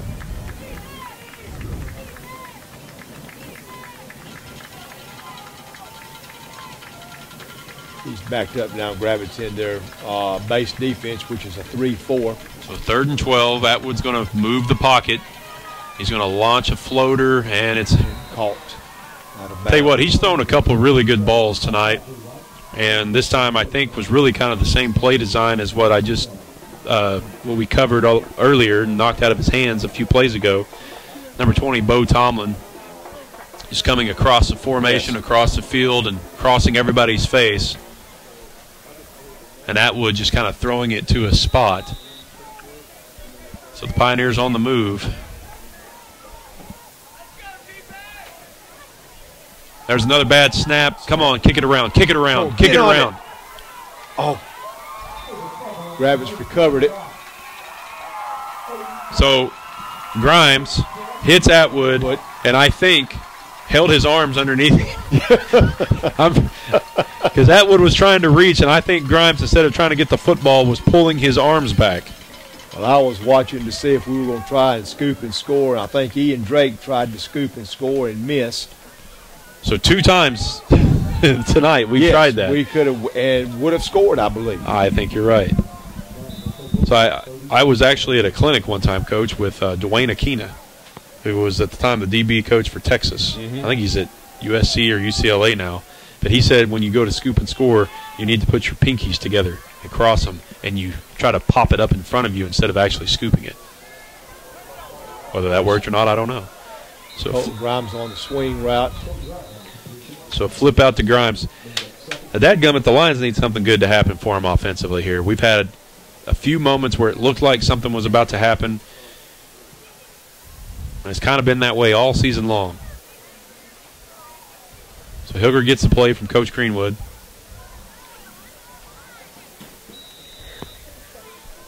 It's as hot as it can be in here. I give Coach Bearden his jacket back. So 2nd down and 12. They're going to give it to Grimes, who makes a cut. And honestly, nothing against Colton, but he needs to run just north and south. He's too big a kid, too powerful a runner to get in there and try to dance.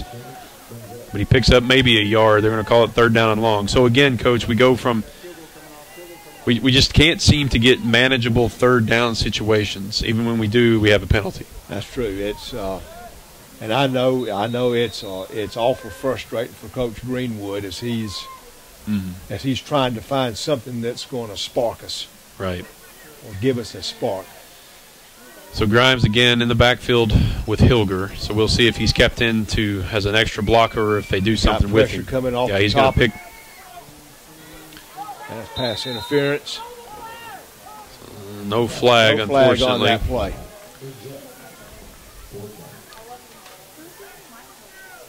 So while the Lions come out to punt, H&K Heating and Air is a proud sponsor of Lion Letterman and all of the things that take place on the website, the platforms, the live stream.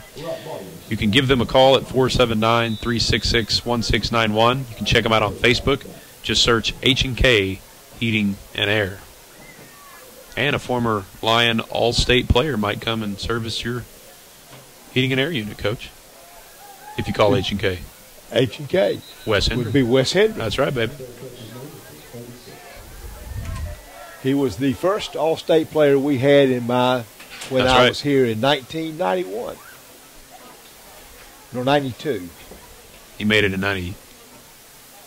92, I think. Yeah. He was 92. He was Wes, if you're watching, if you're watching Wes and we aged you by a year, we apologize. We do. So Gentry's going to take a timeout, and we're going to say thank you again to the Bank of Gravette. Bank of Gravette, the oldest bank in Benton County. You can check out their website. It's bankofgravette.net. It's Gravette without an E on the end, the original spelling of the town. They have branches in Gravette, Centerton, and Hiawassee.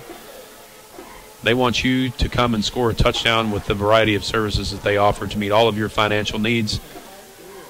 Thanks again to the Bank of Gravette for all of your support for Lion Letterman. You know, one of the nice things that we have now in football is huddle sideline. Yeah. And I'm watching down there as Coach Greenwood and Coach Stockton are with the offensive line trying to figure out what's going on and what they can do to correct it. Yeah. You know, it used to, Coach, you had a chalkboard down there, and I think a few pieces of chalk that got thrown and broken and things like that. Now you have to be very careful. You can't just throw those fancy tablets. When I was coaching, they told me I couldn't. I couldn't touch have it. One. No, okay. I had to stay away from it. It's probably a smart move. That was. So Gentry with the ball, 1st down. Atwood's going to quick pass. One good thing about that is I look out there and Gravette has got 4 or 5 guys around the football. So good hustle to the ball there when it was released. That's right.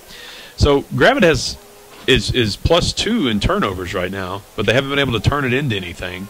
So usually that's a bad sign, but I mean, yeah, we're down 2 touchdowns, but I think if we can keep Gentry out of the end zone here, you'd have to say that there's going to be some heads up in the locker room at halftime.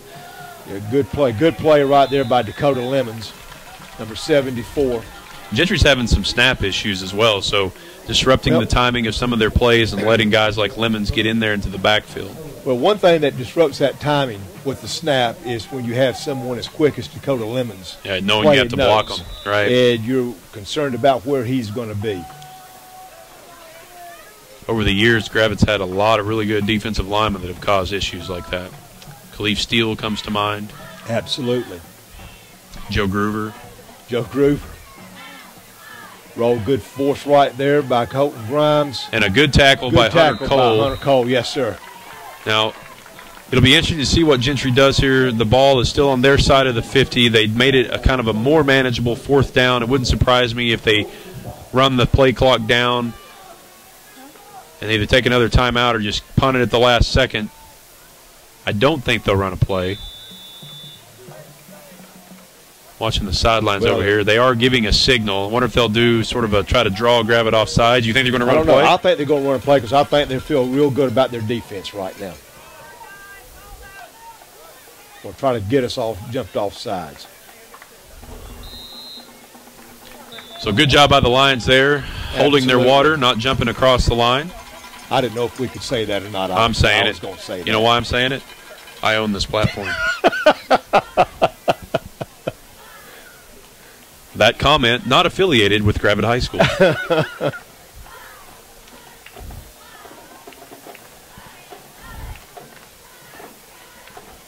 We need to get a good return on the ball right here from Tajay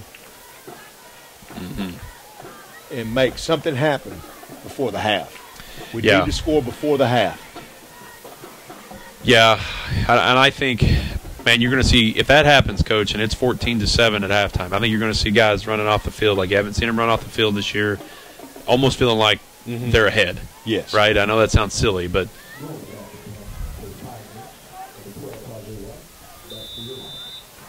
okay, there you go, Mason. Cover him up.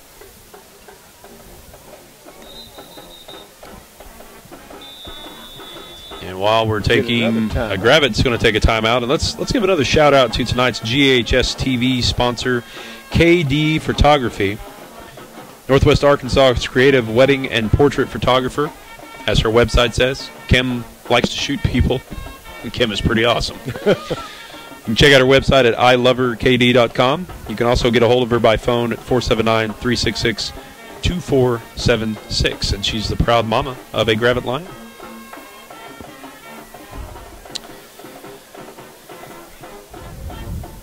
So we've seen a couple of the different, I guess, aspects of Coach Greenwood's philosophy offensively. We've seen kind of the drop back pass, right, trying to maybe get Gentry to stretch out a little bit, and we've seen more of the under center power type of approach. It'll be interesting to see if we get good field position here, which we could with Tajay White back there, what he comes out with. See if we bring some pressure. That is the most shallow punt snap I think I've seen in a while. Don't roll backwards. Get away from it. So it gets a little bit of a Gentry bounce, but this really, other than Gravette, the fumble, I mean, this is some of the best field position we've had.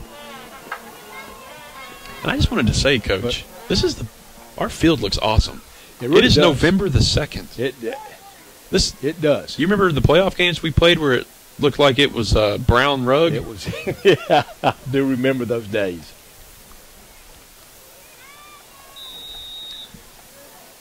So 3 minutes and 53 seconds left before halftime. I personally would love to see the Lions score a touchdown with about 3 seconds left on the clock before halftime. Or score on this play, get a fumble, and score again. I don't want to be greedy. Nice pass by Hilger. Get upfield. Is that Dagley? Mason Dagley, yes. And you kind of see what the Lions have been missing since he's been out. Yes. He's quick. He's a really good athlete in space, and I know they've missed him. Oh, they have. You know, definitely. I mean, he's one of the best weapons they have.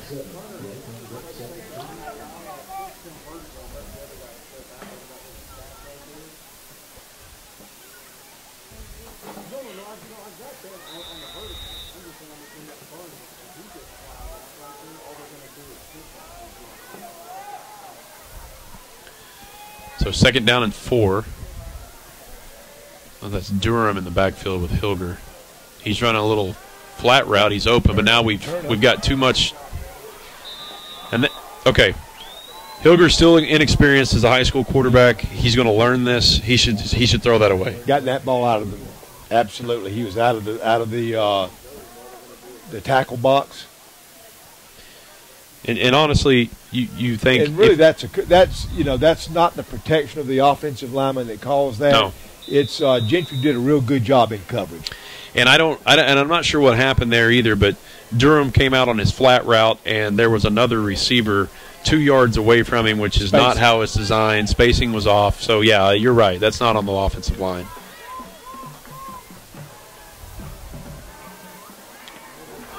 Ball's tipped up, caught by side. So Hilger pulls a Steve Young, but unfortunately doesn't get a first down off of it. By that I mean ball's tipped, and then he catches his own pass. So completion to himself. Yes. But unfortunately, we have about a 1-minute drive that results in another punt, and a punt with. And I would be surprised if Gentry does not try to come after this. Yeah, you'd almost think they would.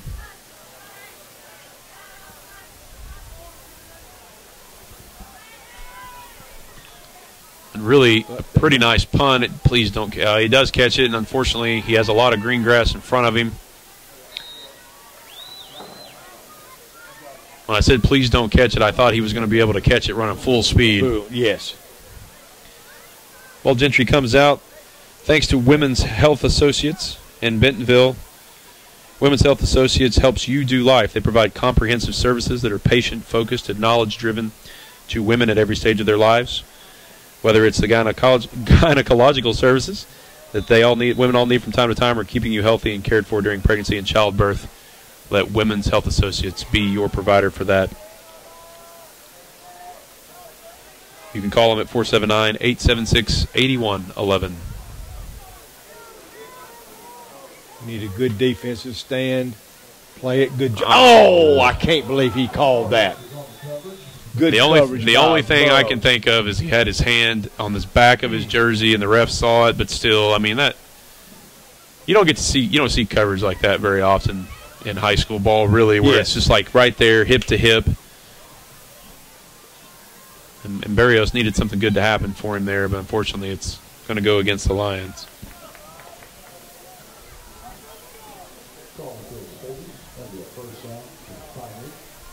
Thought that was real good coverage. It's awful hard when a guy takes an inside route. It's hard, and the quarterback can throw the ball good. It's awful hard to get into coverage on that.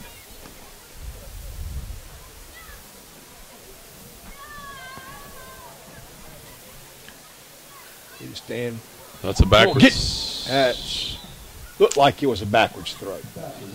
Yeah, we kind of have a weird angle here to see that, but I'm with you. I thought that was a backwards pass, which would have been great because that would have been a loss of yards for Gentry, but they say it's forward and then just incomplete, so it'll go back to the original spot. But it does bring up second down. We need a good stand here defensively. Keep them out of the end zone. Man coverage down here on the corners.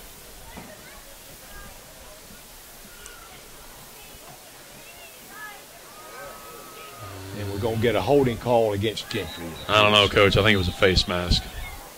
The only reason I say that is because it was one of those weird, like, spin-arounds.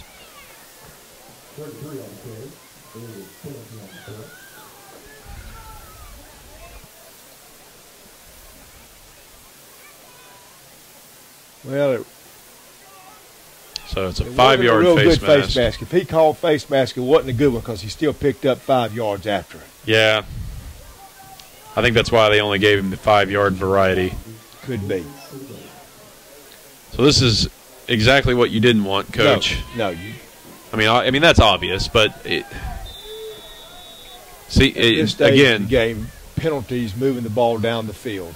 We've got to be disciplined in what we do. And it's tough to think about winning the turnover battle like we are and on the doorstep of being down 21-0.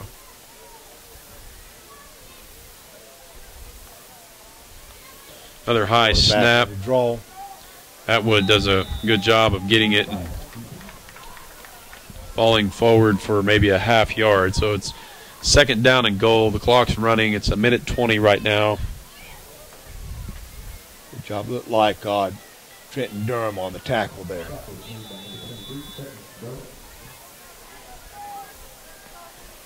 Well, so far I've been pretty impressed with Gentry's skill players, Coach. You mentioned, they have a good group of skill guys, and really, I mean, they're right up there with some of the top teams in the league in terms of what they have in that position. Good job by the Lions of swarming there, but the pile gets moved forward. I think sometimes you see that happen as the clock is now under 50 seconds, but Gentry not really in any kind of hurry. They have 3rd down and goal at about the 3-yard line. They have 1 timeout left. I am kind of surprised they're taking this much time, though, Coach. I am. The way they're going, they're not going to have but one more play.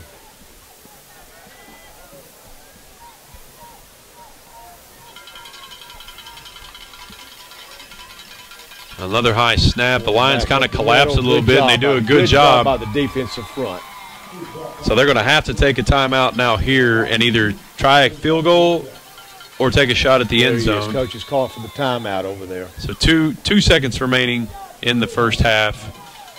So, Coach Mobley, I asked people during the week, I said, hey, Coach Mobley's going to be in the booth with me some. I didn't know how much you were going to be up here. I said, if you have a question for Coach Mobley, throw it out here, and I got one.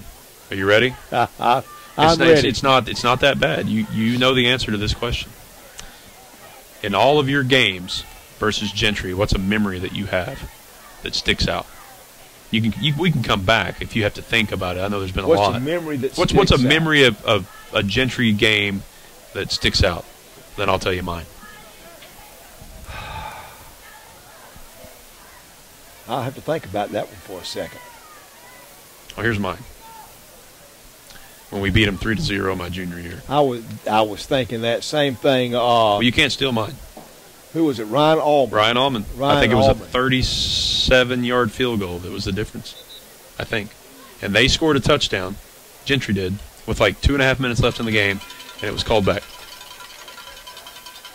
for a personal foul during the play.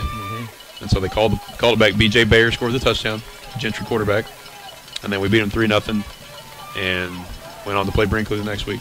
So you can't steal mine, but think about it. Think about it. I see you want to steal it. I will let you know right after this play. Pass. Yes. Good job. Don't. No, just go down. Knee. Just go down. Just go down. There we go. Okay, he almost ran out of the back of the end zone. Right there, like. So Mason Dagley. Mason Dagley. That's 3 turnovers. 3 turnovers. Here's the deal. That ended about as well as it could have, right? I mean, yeah, we're down 14-0, but there's a whole half of football left, and we get the ball first. We get the ball to start the second half. All right. So Coach Bobby's going to interview Coach Pittman. He doesn't want. Back to your question. All right, I'm ready. Before Coach Pittman steps in. All right. Gentry memory that sticks out. The last time Gentry beat us. 2013. Okay. We were on the field. Okay. And Gentry started playing when the line sleeps tonight. Oh. And I can remember how irritated we were. And that was the last time, because I think after they did that, we went on and we beat Gentry the last 5 or 6 years. Yep, they haven't beaten us since then. After playing that song. Did you sing with them? No, people don't want me to sing. Oh, okay. Well, I didn't want you to sing now. I'm not allowed to sing. Okay. Unless it's happy birthday. So Coach in the cafeteria. So Coach Mobley's going to take a break. Coach Pittman's going to join us again. So I'll have a hard time following that. If you're just joining us, you missed some of the pregame piece. Coach Pittman and I were talking about what the Lady Lions basketball season might look like as we get closer. Coach, when is the first high school game? Tell folks about when that is. Yeah, we will open the season Tuesday after this next coming Tuesday at Bentonville. So November 13th. Yes, we will play girls only. That's for the Lady Lions. That's right. The season opener for us. We will play Bentonville in a JV girls and varsity girls game that night at Bentonville. So tell me, Coach, your philosophy. You play some tough teams out of conference, and you've done that. And you're into some pretty competitive tournaments as well every Yes. year. What do you think that your team takes from those kinds of competitions? Well, I think it just helps us for down the road. You get put in some situations that are tough, and you'll have some growing pains in them. But it's good for us. Our girls look forward to playing those tougher teams, and it's just a chance to get your program out there and see what they're capable of. And I think it has definitely helped us down the road in postseason. Like I said, we play in some tournaments that I think help us in postseason. We're playing in the Adair tournament again that has very good teams from Oklahoma in it. We played Adair in it last year. They were #1 most of the year in Oklahoma. We played in the Harrison tournament that was full of good teams, and I believe all those just help us down the road. So, Coach, I'm looking at your roster, and I see a lot of names that got quite a bit of time on the court last season. I see, for example, Shallie Morrison. Yes. Last season was a freshman, stepped up, did a great job, I think, for the team. I'm sure you would agree with me. Talk about some of these players, and maybe even Shallie too. Let's start with Shallie. How has she progressed from her freshman year to now? What do you expect to see out of her this year? Oh, a lot. She's more of a leader on the court. I mean, she's not going to be real vocal, but she will speak up when she needs to. But she does a great job getting us in what we need to get in. She's a dynamic player, works hard on her game. She was a very good player for us last year, and if you see her this year, you'll see the growth. She's a much better player for us this year. And like you said, we've only got one starter coming back, but we've got some dynamic players that are like having starters back. Like you said, we've got Shallie back. She might as well have been a starter. She was a solid player for us. We've got Gabby Scott coming back, who's the same way, got enough time that could almost be considered a starter coming back. And who's one of the, in my opinion, one of the faster girls athletes period in Northwest Arkansas. But on the basketball court, that kind of speed is such an advantage. No, it's great. She is super fast, I guess would not be an understatement at all. And she's one of the better athletes in this part of the state. If you've kept up with her in softball, for sure. And we are ecstatic to have her on the basketball court for us. And she just brings the energy to practice, to games. You know what you're going to get out of her. She's so tough and hard nosed. And we've got some. Like I said, we only had one starter coming back, but we've got some really dynamic players coming back that we feel good about. And then some of the juniors that got good time in JV last year are going to step in and help us. And we've got some sophomores that I think will develop.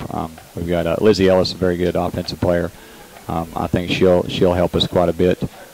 We're very small, so we're going to have to play some of the But it's kind of a chip on our shoulder. We kind of like it sometimes. It's not easy, but we've got kids that are going to fight. So we do have a little size in a sophomore, and Abigail Baronic. She's still raw, but I think she'll come along and she could help us a little bit. She's also 6 foot. Yes, and she might be a little bigger now. I think she's grown a little since school started, and so she could help us down the road if she develops. I think Kaylin Chilton's a young kid that's real hard-nosed that can find some time. I don't know if I mentioned Cassandra. Cassandra Teichman is another just hard-nosed kid that's going to have to come in and probably play some minutes for us. And I think we do it by committee. We lean on some of our experience and kids that are athletic, make plays for us, and then we've got a lot of others that will understand their role and step in and just bust their tail for us, which is why this is a fun team to coach, and I think will be fun to watch. So I'd encourage everybody to come out and watch this group of ladies. They're a lot of fun to be around, and if you're sitting in the stands, they're a lot of fun to watch too. Yeah, and you touched on something that I wanted to talk to you about. You were saying that you do everything by committee. It's a true team atmosphere, and you tweeted something earlier today from the Lady Lions Twitter account. I am fourth. Team, me. Yeah. Right? Yes. And I know that you preach that all the time. And so, and these girls, most of them have been with you in your program, in your system, immersed in the culture that you're building. And, talk about how that is that's very important. I don't think maybe people on the outside don't quite understand how important culture is within a program. It's huge. You've got to get along, especially when you're around each other as much as, kids that play sports together are. You're going to have, growing pains. There's going to butt heads. It's like another family off the court. But they like being around each other. They like the camaraderie. And, I'm blessed with a good group of kids, too. It makes it a lot easier. But, yes, we preach it, and we talk about, how important it is to be a role model off the court, to make each other's day better, but to make other people's day better. We talk about that a lot. What are you doing to be a good person? And I think we've got a lot of kids that do that and are just positive influences every day, and that's what we look for. And then last thing, so we're not talking over the band performance. Yes, sir. Just real quick, what about junior high? How are they looking? How do you think their season's going to go this year? They will start. The junior high team will start up next week on Monday. They play in the J tournament. We've got some kids that have developed, I think, as ninth graders. It's not quite the talent we've had overall, just as far as just you've had a really great run of success. Yes, we have. But we do have some kids that are athletes that are still developing their basketball skills, which I'll take. I think you can work kids and you can get them tuned up where they need to be as far as their ball handling and those such things. But we've got some kids that I feel are pretty, strong, fast, and I think as the year goes on and as they grow, and Coach Short's going to do a great job with them. She's going to get them headed in the right direction. She's been a great hire for us, and yeah, for sure. And she does a great job with them. So she'll have them. She always has them playing well at the end of the year, and it's a group that I look forward to having up in senior high. I think they'll be a good group to add to what we're doing right now. Right. Well, Coach Pittman, thanks. Folks who want to keep up with some of the things that he puts out information-wise, yes, check out his Twitter account if you like to do the Twitter, at GHS Lady Lion BB for basketball. Thanks, Coach. Thank you so much, Seth. Appreciate it. Yep.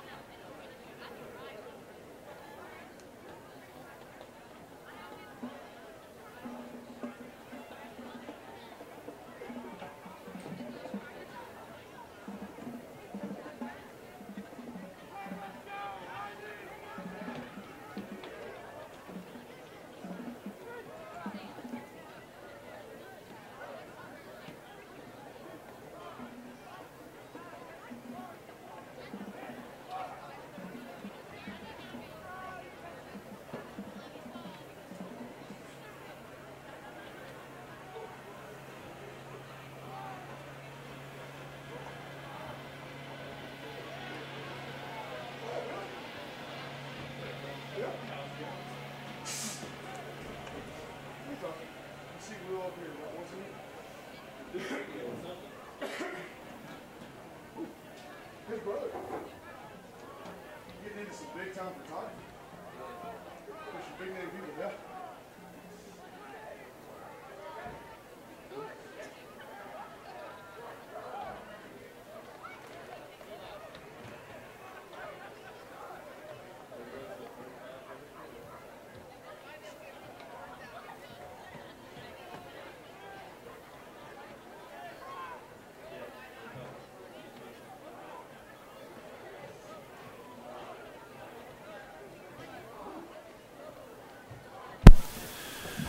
All right, folks, welcome back.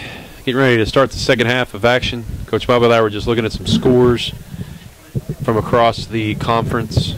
Coach, what was it, Shiloh? You said 35-14 or 13? 35-13 at half. Over Pea Ridge, and what was the Prairie Grove score? Prairie Grove score was 35-34 at half. Prairie Grove was up by 1. Holy cow. 35-34 at halftime. So Lincoln came to play offensively. So that's a little bit of a surprise for me, really, in that regard, of them giving up that many points. I didn't think they gave up that many points to Lincoln in the entire game. I didn't think so.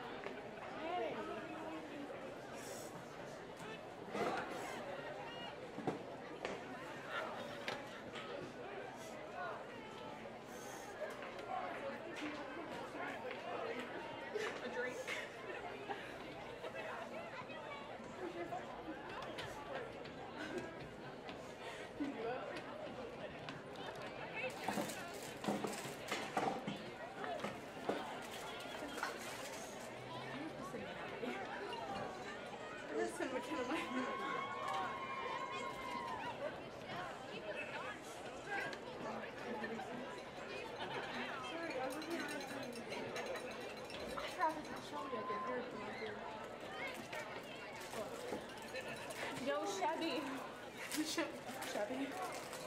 I've heard that their GHSTV compromised.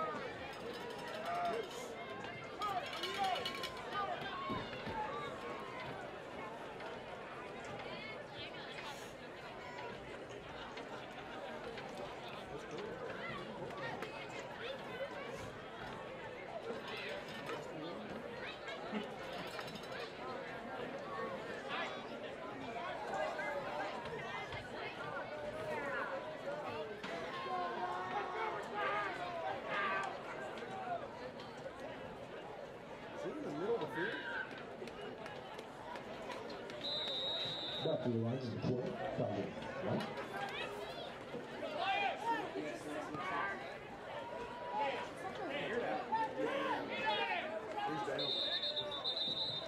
Well, Barters downs the ball. 21. Lines to take over. First and 10.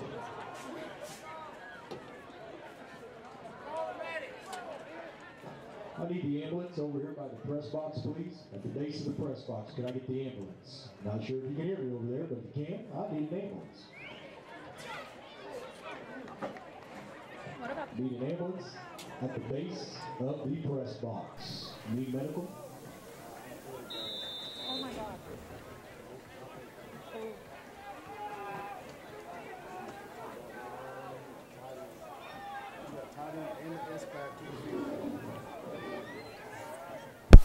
Can you hear us? Okay. Folks, we're back after a little hiatus from the sound. Hilger is going to take the ball and run around the left side there on a broken play.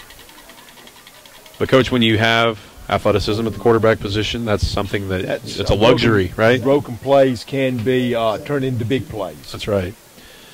So Coach Mobley and I really delivered the most golden commentary ever without realizing that you couldn't hear us. Sorry that you missed it. But Coach and I were talking about what we thought the second half would hold, and really it just comes down to the Gravette's got to get the ball in the end zone. Inside zone by Gravette. Trenton Durham there. He's going to be really close to the sticks. It looks like they're going to spot him about a yard short. So it's third down. So here we are again, Coach. Yeah. It's a third down and very short. You got to get this. I think they have to get this first down if they're going to make this a game. This is the first down. You got Trenton Durham. He is an extremely hard runner. As a sophomore, and Colton Grimes is up there, the H-back. Yeah, they got a little heavy look here with the tight end to the right. They're going to turn and going to hand it to Durham, and he is going to come up, and I believe he's going to have it just by the nose. It's going to be really close, but they're moving the chain. The way they spotted it, yes. So Durham, another player, Coach, that they missed at really like 6 games. He broke his collarbone during fall ball, during the summer workouts. Mm-hmm. And he was slated to be the starting running back, so it's nice to see him getting back here. He'll be a big part of the team. Double tight formation. So he kind of runs into the backside of one of his own blockers, and it knocks him off his path. He picks up a couple yards. I think there was a nice hole there. I think he was trying maybe to go back to it and got tripped up.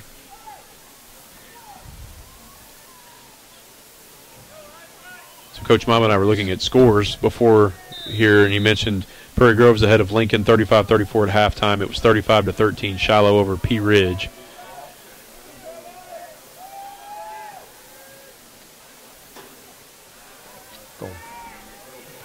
A lot of pressure by Gentry, and once again we throw the ball high. Gentry put a lot of pressure off the edge, and you can do that when you have speed. Something you're going to see Hilger get better at as he gets more game time under his belt, as he gets just more reps playing quarterback in high school football, is he didn't come downhill. He was still meaning not toward the line of scrimmage, if you wonder why. He wasn't going toward the line of scrimmage. He was kind of drifting out toward the sideline, and I think that's partly why the ball was not quite as accurate as what you normally see from him. Got pressure coming off the outside here. He's going to scramble and get away from it. He needs to, there you go, just get rid of it. Nice throw. That was well played right there by the quarterback and receiver. And I was just kind of saying something that he didn't do right. He did a great job there, Coach, knowing where he was on the field, getting his feet set just enough. And it's not an easy throw to be rolling to your left as a right-handed quarterback and to put that much touch on a ball right there. And one thing he's going to get better at, too, is going to be recognizing where pressure's coming from. Exactly. As we sat here and watched on that last play, we could see him running what we used to call an undercall. I think he was able to see that and really.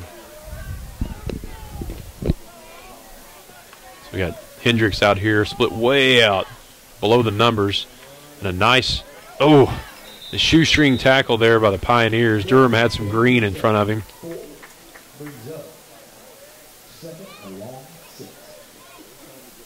This is a nice sustained drive right now that we have going on.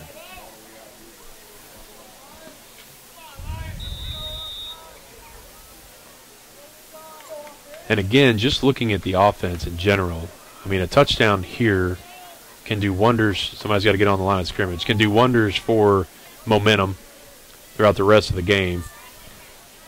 We kind of see what Coach Greenwood's game plan is here, Coach, coming into the third quarter. It's a nice mix of run and pass, and the running has been between the tackles.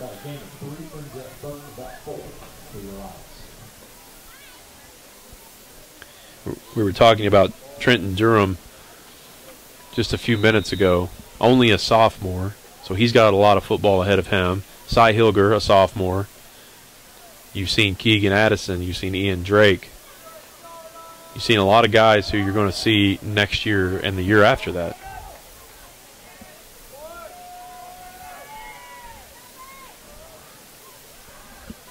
Nice job by Aiden Patton. Blocking on the edge. Good job right there. Nice, nice, nice. Good job by the offensive line, giving him plenty of time to locate a receiver, and then a great pass and catch there.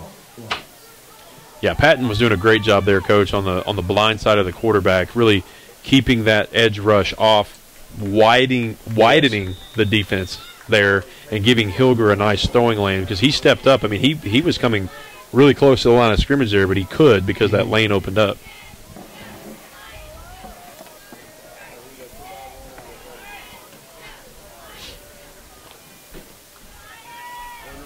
Another handoff to Durham.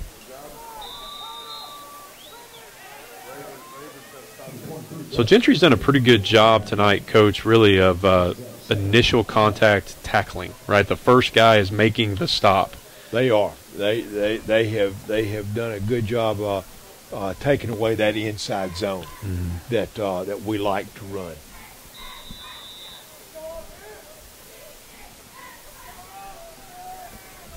And once again, that goes back to gap control defense.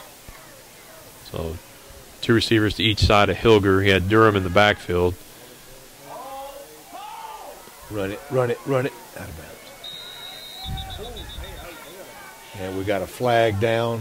I think somebody's going to be called for holding. And again, on second down, that's a drive killer.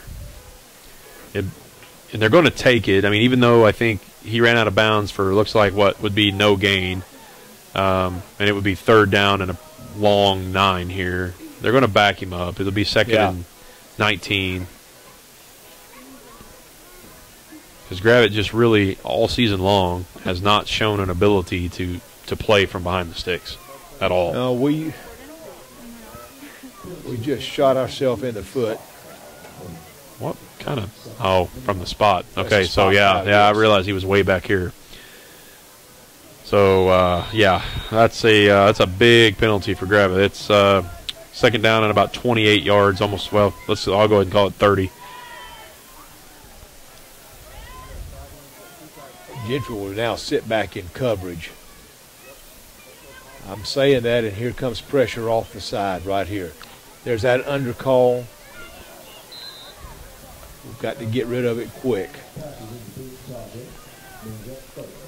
Hilger missed Hendricks there at the top of the screen. I think we've seen him a few times tonight kind of lock in on White, which it's natural. Tajay's fast. He's a senior. They know he's a playmaker.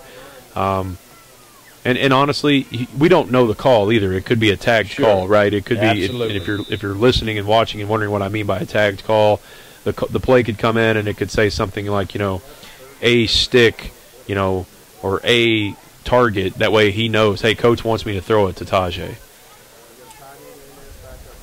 Okay, top.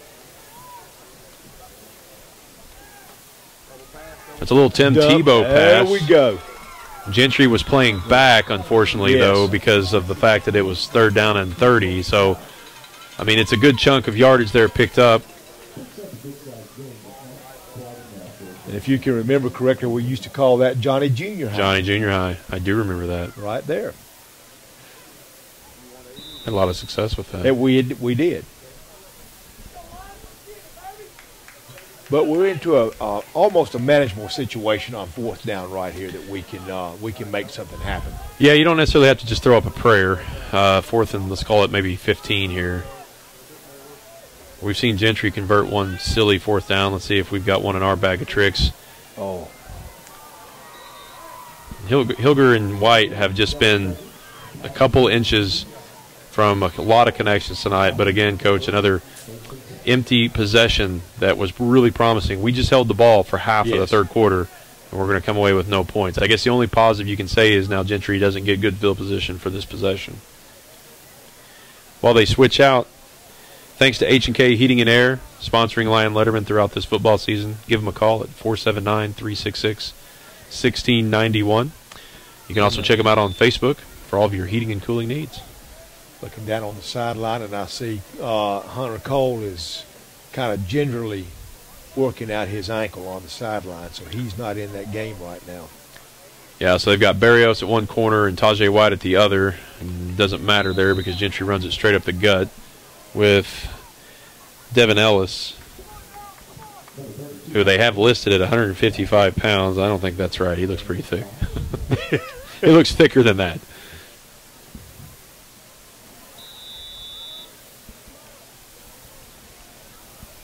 So 2nd down and 4. Unfortunately, a pretty good chunk pickup there for Gentry.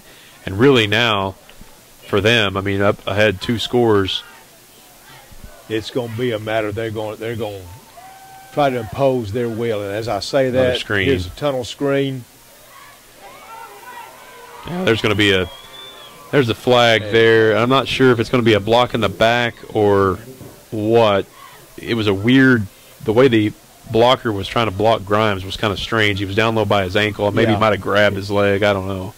But it could be a chop block as well. Thought about that too. We'll see what they say.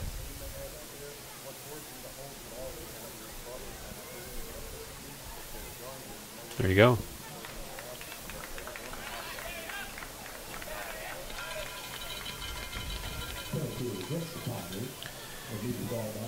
Folks, when football season's over, don't forget Lion Letterman is going to be bringing you extensive coverage of basketball season. We talked to Coach Pittman up here in the booth. I have another extensive preview show coming up with Coach Pittman and Coach Bush to talk about the hoop season coming up. Be sure and keep your eyes peeled for some stories and different pieces on that season. Atwood's going to half roll to the left, and he's going to sling it out here. He's got a quick release, Coach. He really does. And right now we're worried about getting beat deep, and so we're giving a lot of cushion on those out routes right there. There was about a 5-yard cushion on that out route, and makes it fairly easy. We need to be able to close and close hard. Well, yeah, and you would think as a corner, you plant and come up and play closer to that out pattern. You hope you have safety help over the top if it's a wheel route. We got pressure coming off the edge. And we let him have the edge again. That's the problem, and I think he's going to nice effort by Hilger. And, you know, a lot of times, Coach, you see guys who just try to catch up with him with his speed, and Hilger did what I wish guys would do more of and just lay your body out there, right? Sacrifice what you got, keep him from scoring. That's Jarnigan for the Pioneers. He's only a sophomore, Coach. He's a pretty good player, 5'9", 145, number 10. Pretty good player, yes. At that time, we had a blitz coming off the edge, and we just got underneath. They got the edge sealed. They got that blitz sealed, and which opened up the outside for them. And unfortunately, team speed-wise, Gravette can't get themselves out of position. They can't really recover very well. Nice swarming tackle there, limiting to a couple yards.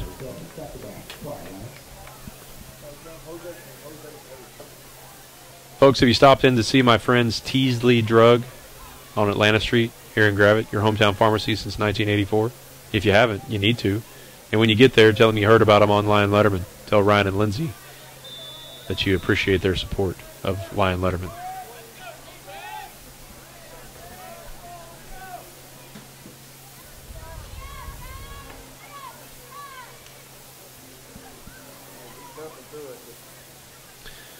Oh, quick throw out here. He thought he probably had either more room than he did. Took his eyes downfield, or he heard footsteps. Well, I'm sure he heard Trenton Durham had a dead beat on him, and he might have wanted to see where he was coming from. Yeah, that was a good job by Durham. I think, reading his keys, knowing it was a pass, and then getting his eyes to where his number one key was there after that. So he looked, saw his keys in the line, took his eyes to where he needed to be.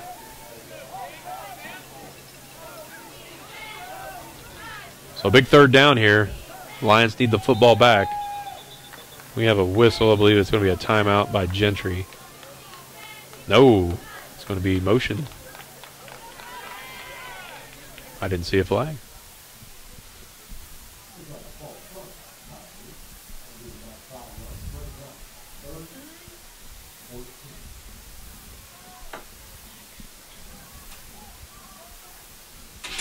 And it seems we've lost the feed to the field, so bear with us for a second and we'll give you the audio.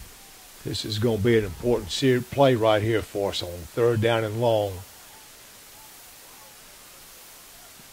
He's going to motion across, the slot motions from right to left. Atwood takes a snap. He's got some pressure. Come on. He's being pursued. They need to dive and get him here.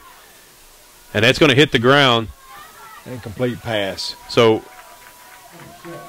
Lemons and Patton and Isaac Dan all there to put some pressure on Atwood. He ended up having to roll out to his left and delivered a pass that fell short of his receiver.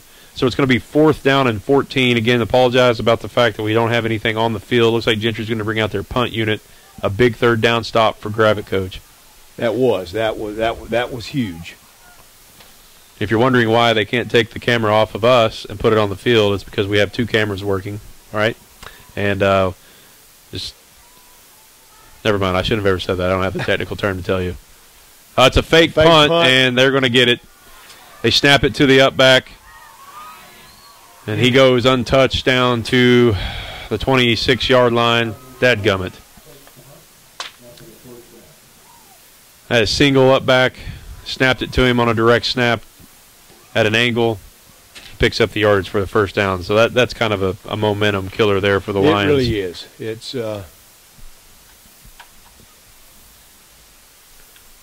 Mr. Galloway and the GHSTV working feverishly to get the feedback, and there it is. Everyone cheer for Mr. Galloway at home. Yeah. Clap 2 times. I can promise you they'd rather see what's on the field than what's going on up here. No, that's true.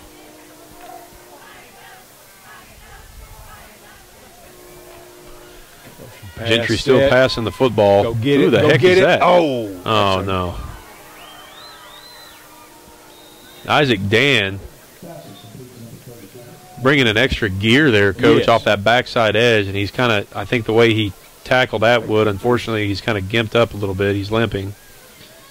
That was a great backside pursuit by Dan, but unfortunately Atwood able to get the pass to a receiver. And Isaac Dan does have some quickness about him. Well, and that's the thing, Coach. We're sitting here, and another sophomore. Yes.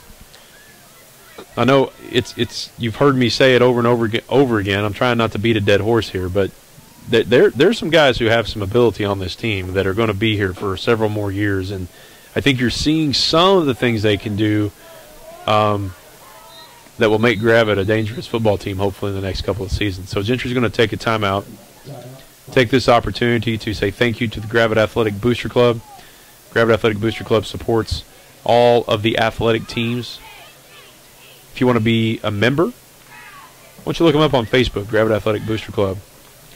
Send them a private message, post on the wall, ask them how you can become a Gravette Athletic Booster Club member, or if you just want to donate to the Booster Club, I'm sure they would be interested in talking to you about that as well.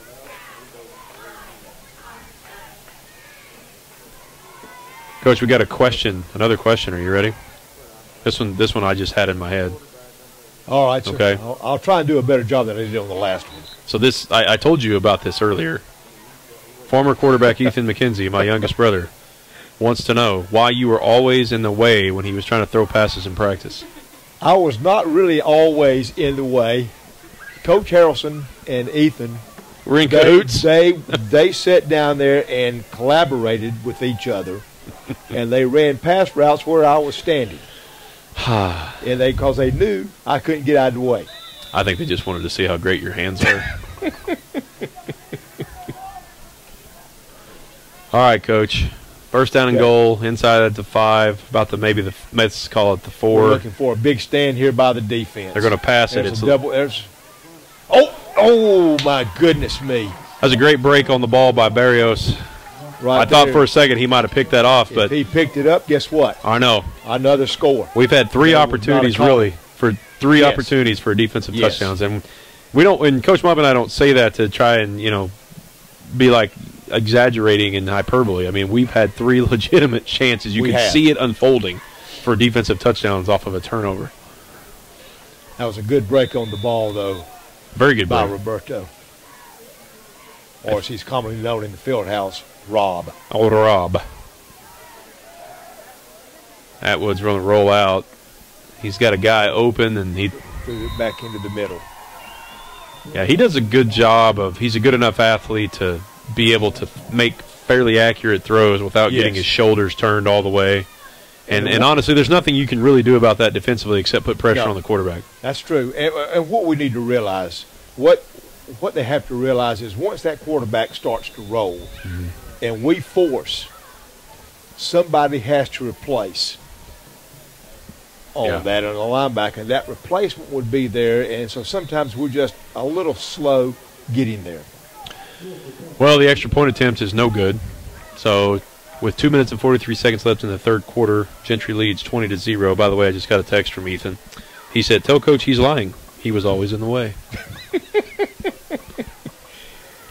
Well, we're just going to have to. Hey, I ask the hard-hitting questions, Coach. Don't shoot the messenger.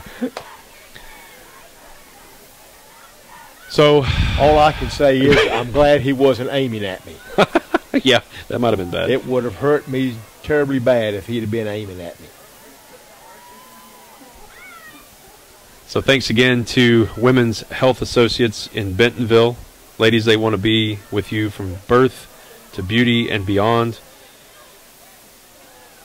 They're located in Bentonville, and one of the partners in Women's Health Associates is Dr. Lisa Bearden, who's happily married to Gravette head golf and baseball coach Brian Bearden, who might have left a nice jacket in the Lost and Found a couple years ago that might be up here that was worn in by a certain color commentator tonight.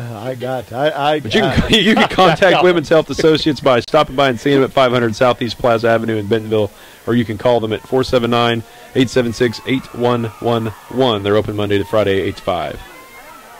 Tajay White. Tajay now. For a brief moment, I thought he had a seam. It closed quickly.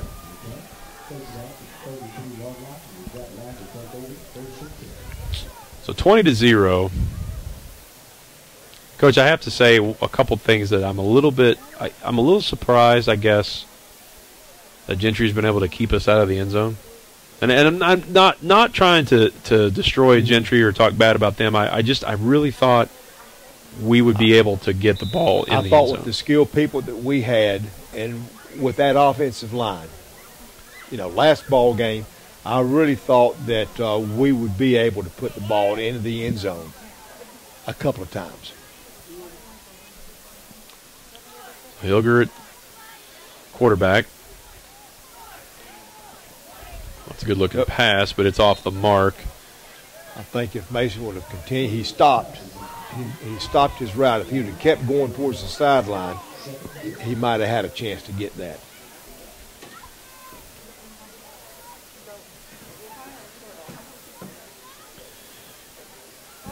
So, a second down and long coming up for Gravette, 2nd and 10.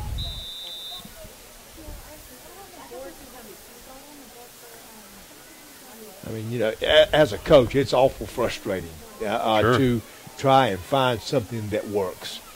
And yeah, because you feel like you've probably called everything you have, right, throughout the course of the season. Hilger he throws a pretty football, but he's just a little off the mark tonight, just a little bit. Just a bit. Now, I will say this, to Gentry's credit, almost every pass has been contested. There's been tight coverage almost every single throw, with the exception of 1 or 2. And even when they were caught, they were right there to make a quick tackle. I think they're a well-coached team. I think Gentry's a well-coached team.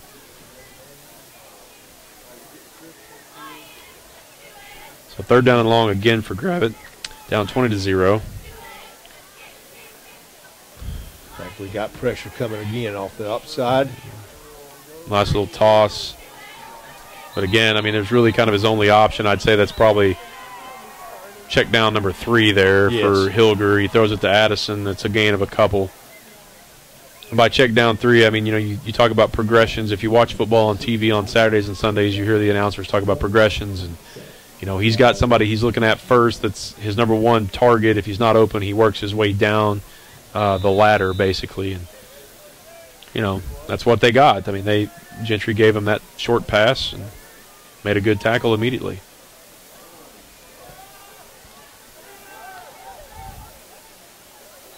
Barrios with a good punt by Barrios. Pretty nice punt. Down to the 40 where it's fair caught.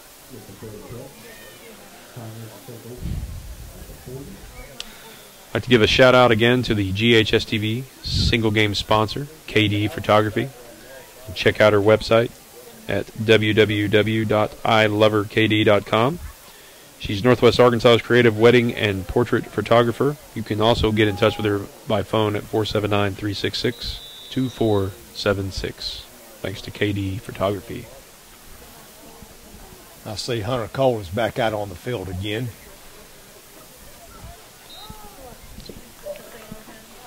And I like to see that too, Coach. Nobody wants to sit and watch the last few minutes of their high school football career tick away because they've got a bum ankle, and he's hobbled. He's just out there because he wants to be.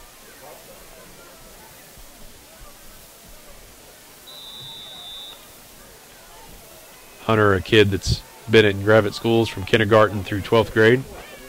His dad, Coach Cole, been on staff here for a long time. Yes. First season was 2001, I believe. I think it was my brother Sheldon's senior year. I believe it was. Mm-hmm. So penalty is going to be against Gentry.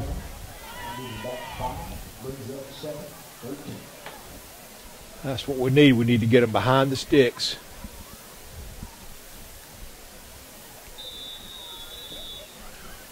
So the clock's going to roll here. We've opened the windows. Coach Mobby's reaching for his jacket. When you're on all the blood thinners I'm on, Coach. It's a family show.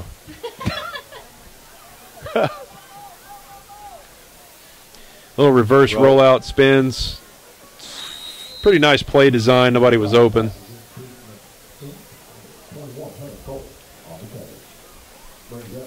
And Atwood is kind of limped up here too. And honestly, this may sound kind of silly, but I mean, Gentry wins tonight. They're the 5 seed. They're in the playoffs, and they need Atwood to have any sort of shot to be competitive. I don't know if I'm Coach Ernest over there. I may be looking at saying, hey, just hand the ball off the rest of the game. To keep him healthier. Don't get him hurt further. He's dropping back again, a little middle screen. There was a good job by Ian Drake right there. He could have very easily gone in and hit and drove him to the ground, but he pulled up, held up, and kept them from getting that 15-yard penalty for roughing the passer. That's a good point, Coach. So 4th down and 13. Gentry's going to bring out the punt team.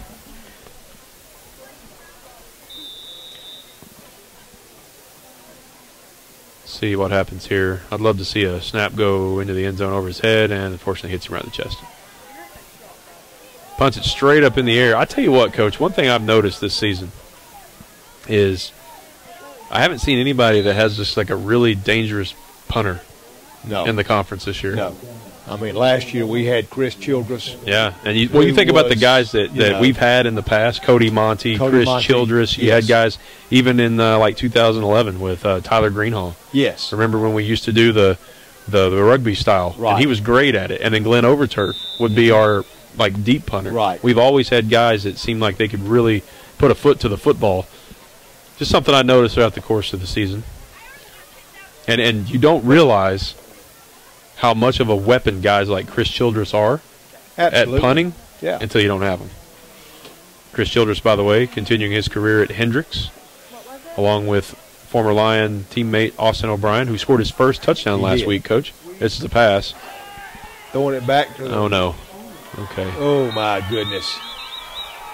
There was a dangerous throw by White. And honestly, and a lot of times you hear people say, why did he throw it? He's not looking. He's planting his foot and just tossing it and hoping the guy's open. In hindsight, Tajay probably should have just tucked it and ran it.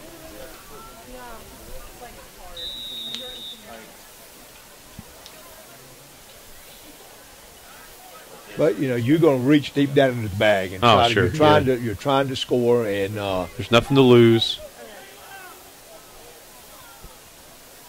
So while there's a lull in the action too, I want to give a huge shout out to our GHSTV crew. 2 members in here in the box with us tonight, working hard. Thanks to Mr. Galloway for his fearless leadership. Come on. So Cy, Hunter Cole's still over here trying to stretch out.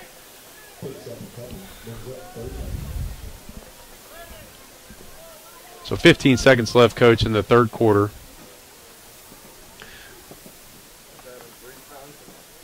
So I know, Coach, there's a lot of football, that's about X's and O's and Jimmys and Joes. You've heard that saying. Everybody's heard that saying.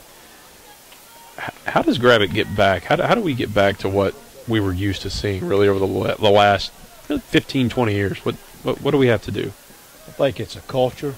It's an attitude. And watch Cy Hilger here on a breaking away, trying to get to the outside, run out of bounds. It's a culture. It's, and it's also confidence. Agreed. You have to have confidence, and if you don't have it, I always use the term, that confidence makes cowards out of us all. If we don't have any confidence, then we just don't do things at 100% because we're afraid of making a mistake. Yeah, that's true. You can't play afraid to make mistakes. Yeah. Another good punt by Barrios. This time fair caught inside the 40.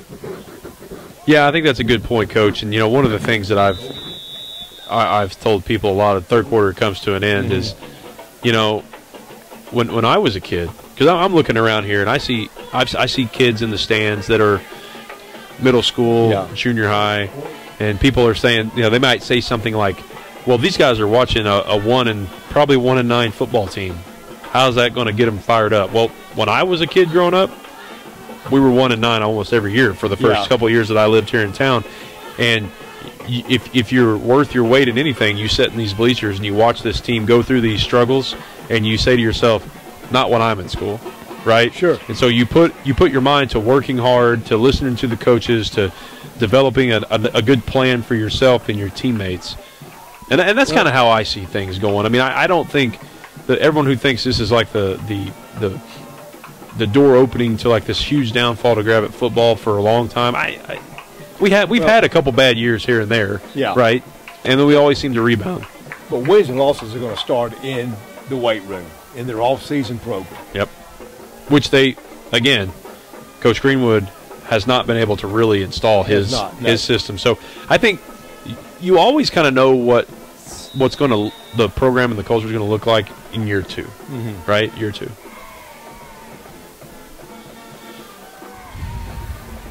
So the handoff there to Jarnigan, and he's pretty darn fast. He's going to outrun Mason Dagley and everybody else. And 63-yard touchdown, let's call it. And again, he's just a sophomore.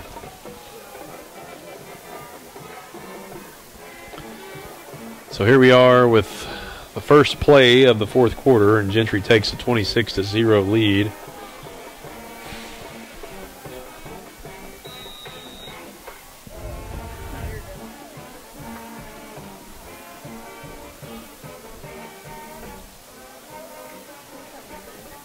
And he kicks it. Okay. Well, they didn't throw a flag on that. Yes. So it's 26-0.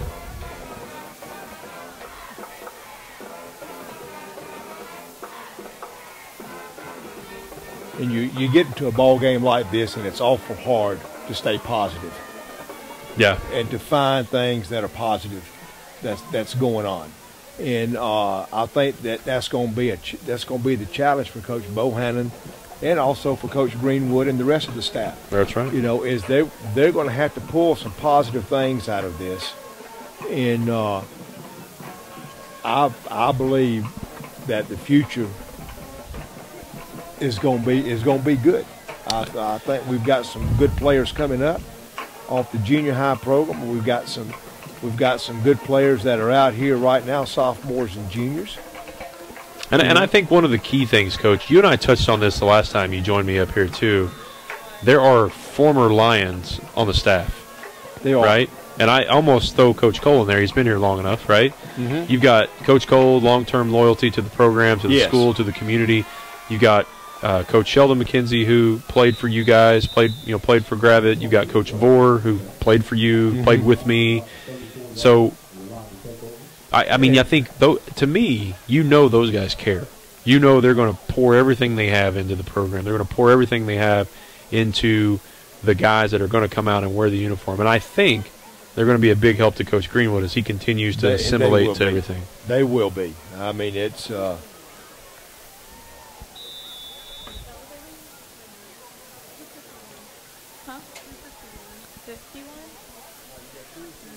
So, like Coach Mobley said, now it comes a challenge just, again, to keep the guys from saying, here we go again, it's 26-0, why are we out here? Keep playing, and then Colton Grimes is one guy isn't going to slow up. He's going to get a first down on a really tough run, about 11 yards.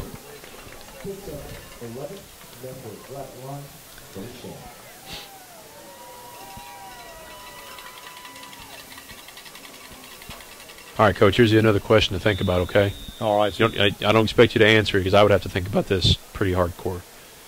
In your time at Gravette, who, if you had to name, let's say, 3 players, who were the 3 players that you think probably were like the hardest to prepare to face?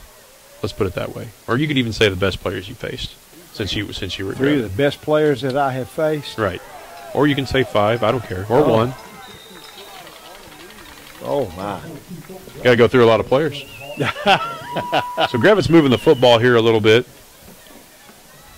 while Coach Mobley tries to remember at least 300+ games. I'm going to tell you, I will not be able to remember names.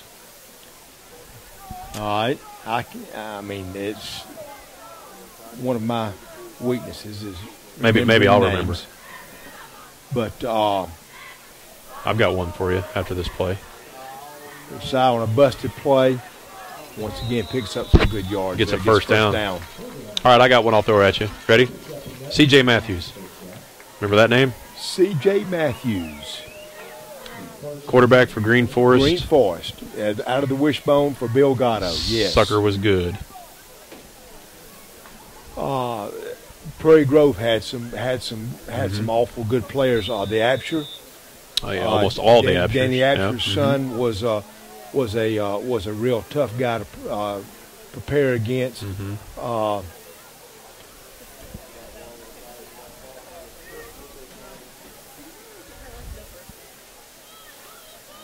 Charlie Samples. There's a name for you. Charlie Samples. Clay Waggle. Yeah. Farmington had a receiver, and I cannot remember what his name was. Tall receiver. Sean Sterling. Sterling, yes. Don't ask me why I remember this. I'm impressed. Thank you. He was tough to prepare for, and Shiloh Christian's offense. Yeah. And simply because when they started out, it was all spread, and it was different, and it was hard to defend. Speaking of Shiloh Christian and the spread, Coach Mobley and I have the dubious honor of being the first defense to ever see the hurry up no huddle in an actual live situation. The scrimmage, 1997, that was the first time they ran it. Yes. And we didn't know what the heck was going on. Nobody had seen it. It was totally, it was a totally foreign concept. Football was not played like that. I mean, it was really an innovative thing. And I think I remember looking over to you. I was a free safety, looking over to you and going, just like, what are we supposed to be doing? You know, like,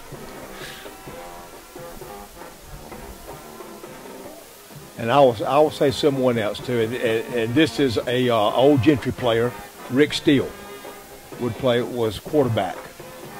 When you were coaching? Yes. Joey Steele. Joey Steele. Rick Steele was the dad. I think so. But I think he was good as well. The Lions take a timeout. So aren't you glad I'm up here with you? See? Joey Steele. He was good. Ian Sullivan from Gentry. That was a great player. I think he played some at Arkansas State. All right, here's one. You'll know this one. You'll know the name. You'll come up with it just like that. Ready? Who was the best quarterback you ever had to face in practice that wore the number 10 jersey in the years 1996 and 1997? I think that would be you. Hey! I would. Thanks, Coach. I appreciate that.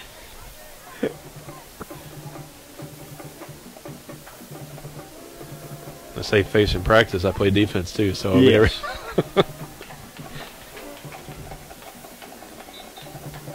All right, Coach. Let's talk about this. And this is something that's changed since I played. I just mentioned I played safety and quarterback. We have seen a shift, really. And you're probably, when Coach Harrelson was here, he did not like to play the quarterbacks on defense. Right. And Coach Greenwood did not either at the beginning until it kind of got forced to.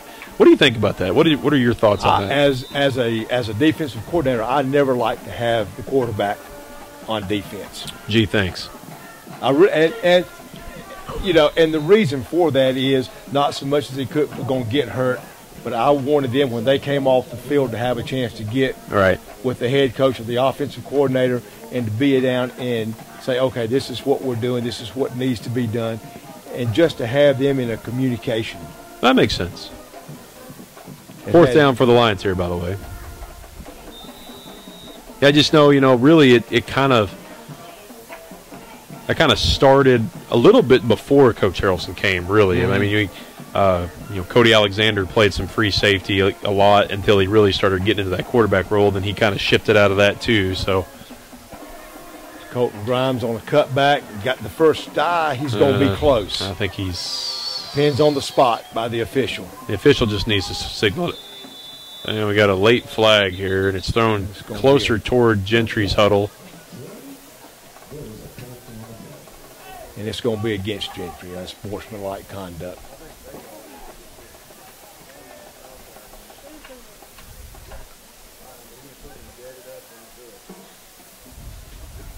Taking a long time to figure out, yeah, he's going to mark it off against Gentry. It's dead ball, unsportsmanlike conduct against Gentry. Gentry's head coach kind of wanting to know what's going on, wanting to know the number. And he's going to print whoever he was told, he's putting in a substitute for that person right now. So apparently he was told. And honestly, coming off the field here is number 51, Garrett Hayes, and he's played a good game. And he's done pretty well. He's the one earlier, Coach, that we commented on, following the pulling guard and making the play. And the last thing you want to have happen is to have a player ejected from the ball game. Yeah, when you've got another. Yeah, for sure. So the clock rolls here, 26-0 Gentry. See if Gravette can punch one in the end zone. There's the handoff to Grimes again. They're going to let him ride out the rest of his career. Yes. Carrying the football here. He's deserved it. He's earned it. Coach Mobley and I were talking earlier. He's kind of from that throwback Gravette Lion mold. He's a thick kid. He's strong. He's a hard, tough-nosed competitor. He kind of doesn't mind getting dirty. Exactly. He kind of reminds me build-wise, probably not as tall, but he reminds me build-wise of All-State linebacker Kelton McDougal a little bit. Yes. When you look at him from up here. He's not as tall as Kelton. Kelton had a lot of skills that we could have taken advantage of on offense, but he was too valuable on defense. There's Grimes carrying a couple of Pioneers for a few yards. And he also reminds me of a guy played linebacker for us by the name of Cody Wilkes. Yep, Cody Wilkes. Class of 03. Was in that same mold. Yeah. That's true. He's kind of built like Cody as well.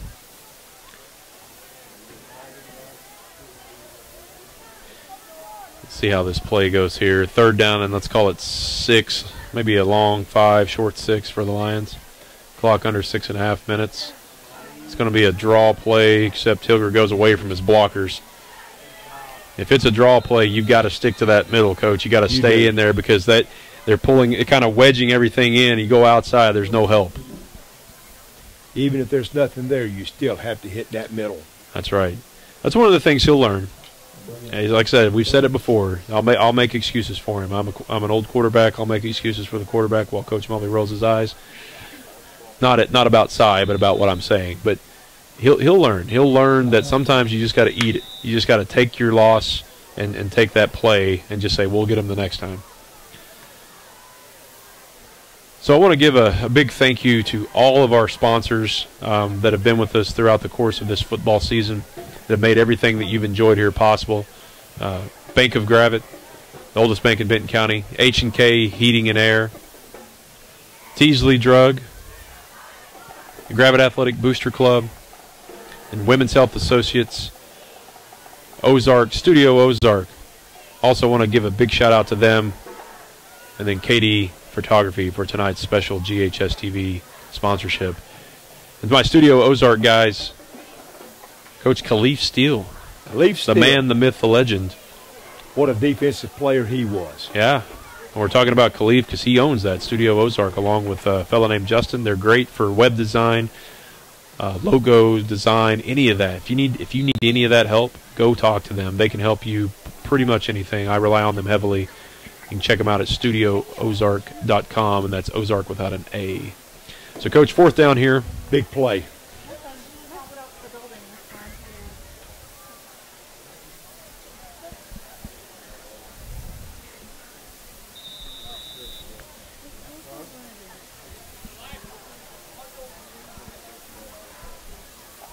Big play. Tajay is looking to throw, run. Tajay Not going to come get up it. just short. We have reached deep into the bag of tricks tonight, and to Gentry's credit, they have been prepared. Coach, I've said this all season, really, on podcasts and in articles and everything like that. Gentry's not as bad as what their record looks like. You know, I mean, like when people look at 2-7, they think, oh, they're not good. They're not terrible. And I hope people watching, if there's anybody still watching, but I hope people watching understand that they're pretty athletic. They've got some speed. They've got a good athletic quarterback, and defensively, they play hard. They make good tackles.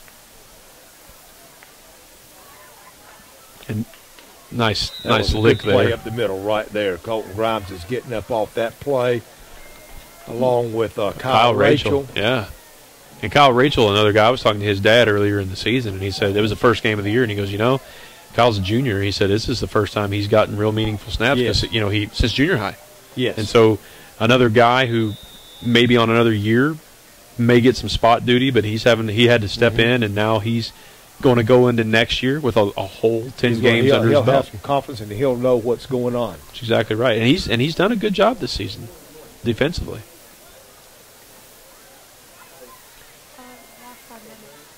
So I'm looking here, Coach. I'm watching, you know, Tajay White, and bring him down. Tajay White and Hunter Cole and Aiden Patton, Barker, Lemons, all these guys here that they're 5 minutes away from taking off their uniforms for the very last time. Yes. You remember that feeling as a high school player, as a college player. I remember it from both of those as well. You know what? And I've heard you talk to me after the game, the last game I ever played here. I've heard you tell it to hundreds of players. Like, what do you say to seniors? You know, when it's all over, when they know it's not going to come back. Like, what do you say? You have to take what you've learned and take it out to the real world. And the one thing that we teach as coaches is to never quit. That's right. Never give up, and to go out, do your best, whatever the situation is, and we hope that that's what they take with them. Yeah, because I think really, I mean, not just football, but any athletic endeavor. I mean, I'm partial to some of the things that you learn in football that maybe you may not get from some of the other sports, but I mean, the lessons are applicable to everything. Yes. Right. So the clock's going to roll under 4 minutes here. Obviously, Lions are going to fall to Gentry for the first time since 2013. The Lions are going to finish 1-9 with one conference victory over Green Forest.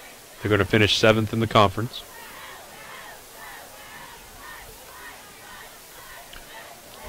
That ball was batted down there, and I believe that was Is it Nick Waltz? Nick Waltz, 63.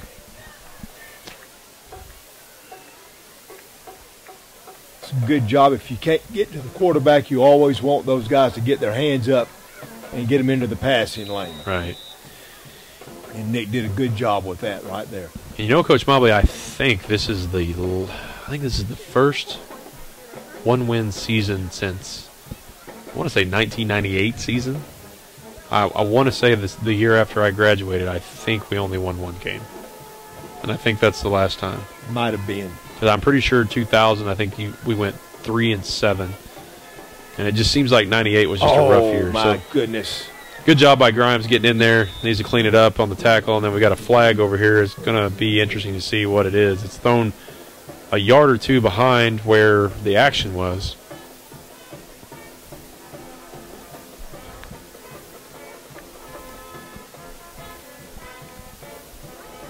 Blocking the back on Gentry. While they mark this off, I'll just say as we talk about alumni of Gravette, I'm going to have the opportunity tomorrow to go up and see Bryce Mormon. That's right. Who is going to be, he's a senior. And we're going to drive up to Fulton, Missouri with Coach Harrelson and watch him starting his last college football game. Yeah, and he got the start last week. And he started last week. Yes, that's right. Sir, sure did. So that's going to be some exciting time to see a successful Gravette line. Yeah, there's actually quite a few Lions playing on the next level, still part of programs. We've got, like you mentioned, Bryce Mormon at Westminster. We mentioned Chris Childress and Austin at Hendricks, and let's not forget about Bailey Soule at Henderson State. Henderson State, who was redshirted this year. And I really think you're going to see. I think Bailey's got a shot if he sticks with it and really hits the weights hard. He's got the frame to be a monster. He does. And he's got the attitude that you need to be a next-level defensive lineman. So I look forward to seeing how those guys finish up. We've got Brady Mormon. That's right. Brady Mormon's playing baseball at University of Arkansas Pine Bluff. Jackson Soule is playing baseball at Southwest Baptist in Bolivar. I believe, is it Tori Foster that graduated last year? Is it Tori? Basketball? She's playing basketball. It'll come to me hopefully soon where she's playing. I meant to look it up the other day. Kirsten Branscombe is playing. So there's Lions and Lady Lions playing at the next level all over the place. All right. So for me at this point, I'd like to see guys like Colton Grimes getting the ball. I'd like to see Tajay White get the ball. The guys that have, and they're putting in some seniors that haven't gotten a chance. I think Tristan Flournoy is coming in.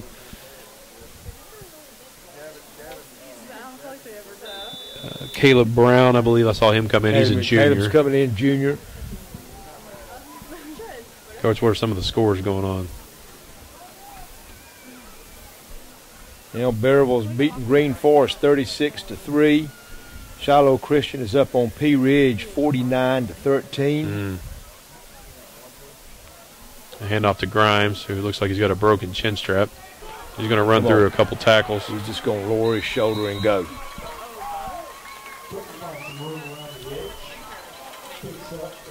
Lincoln is up on Prairie Grove in the third quarter, 52-41. Did he show they didn't start basketball tonight? Wow.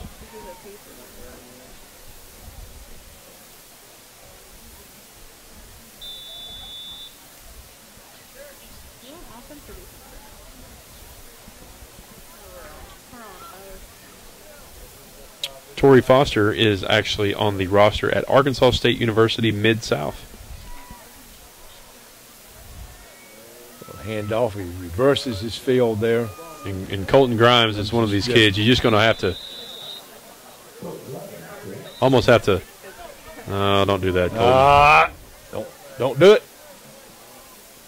It was kind of a late, good for the officials. What seemed like a late, kind of maybe dirty hit. Colton took exception to it. I'm not sure he's going to be able to. Yeah, he's going to have to sit out a play. Yeah, he had to come out. His headgear came off. He's going to sneak back in the back of the huddle, though. He's just going to put himself back in. I don't blame him. But, you know, the official could have thrown a flag. That's right. On that play. I think he's kind of understanding of the situation there, right? Yes. Frustration. He didn't. He immediately left the situation. He didn't stay there and try to, like, show anybody up or anything like that.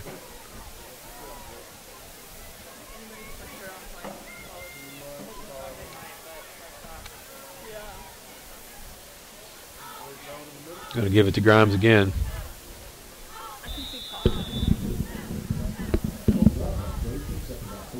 So for those of you still here with us, thank you so much for tuning in to every single game that GHSTV has produced and put on the Lion Letterman YouTube channel. Couldn't and wouldn't do this without all of you who want to watch the games and share the links and tell people about it. And Coach, thanks for joining.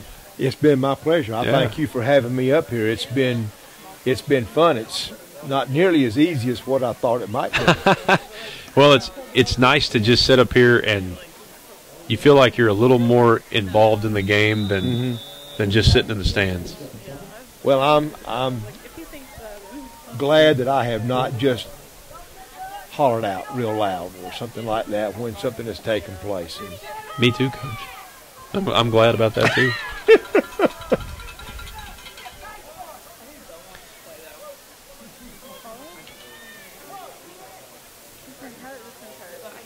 But anyway, I am really excited to see what Gravette is going to put on the field next year. I think the future is going to be bright. You might not think it right now with the way things have gone this year, but I believe it's going to be a bright future for Gravette. And I know that. I agree with you. It's not like the cupboard is completely bare. Oh goodness. Oh my, that was not a smart play there by. Yeah, Isaac Dan unfortunately kind of let his emotions get the best of him. But it has been fun for me to work with those seniors. I've had the opportunity to work with them as juniors, and Tajay White and Hunter Cole and Colton Grimes. You know, those guys, Dakota Lemons. Yeah, you worked with. You know, Aiden Patton. You worked with these seniors for forever. And it's been fun to watch them grow as players and as individuals. And I still say that Dakota Lemons made one of the best plays that I have seen in 27 years against Shiloh Christian last season. Last year when he went up underneath on a fourth down play and stuffed the hold with the guard and tackled the running back. We won't tell you who the running back was. I'll give people a hint. Okay, never mind. I won't do that. But anyway, it was a pleasure to see them and watch them grow and as once again as players and as individuals, and each one of them will be successful in whatever they decide to do.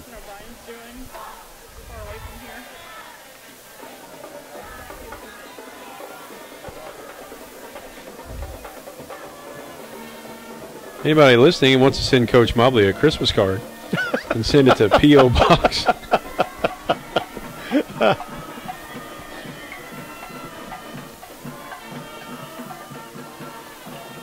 So I'm afraid there may be some sort of extracurricular going on sidelines and in the stands, because there's lots of pointing, and I think I see Officer Crane standing down here. Gentry's going to take a knee and just let the clock run out. So let's hope everything stays civil. Coach Mitchell's doing some pointing over here. Yeah.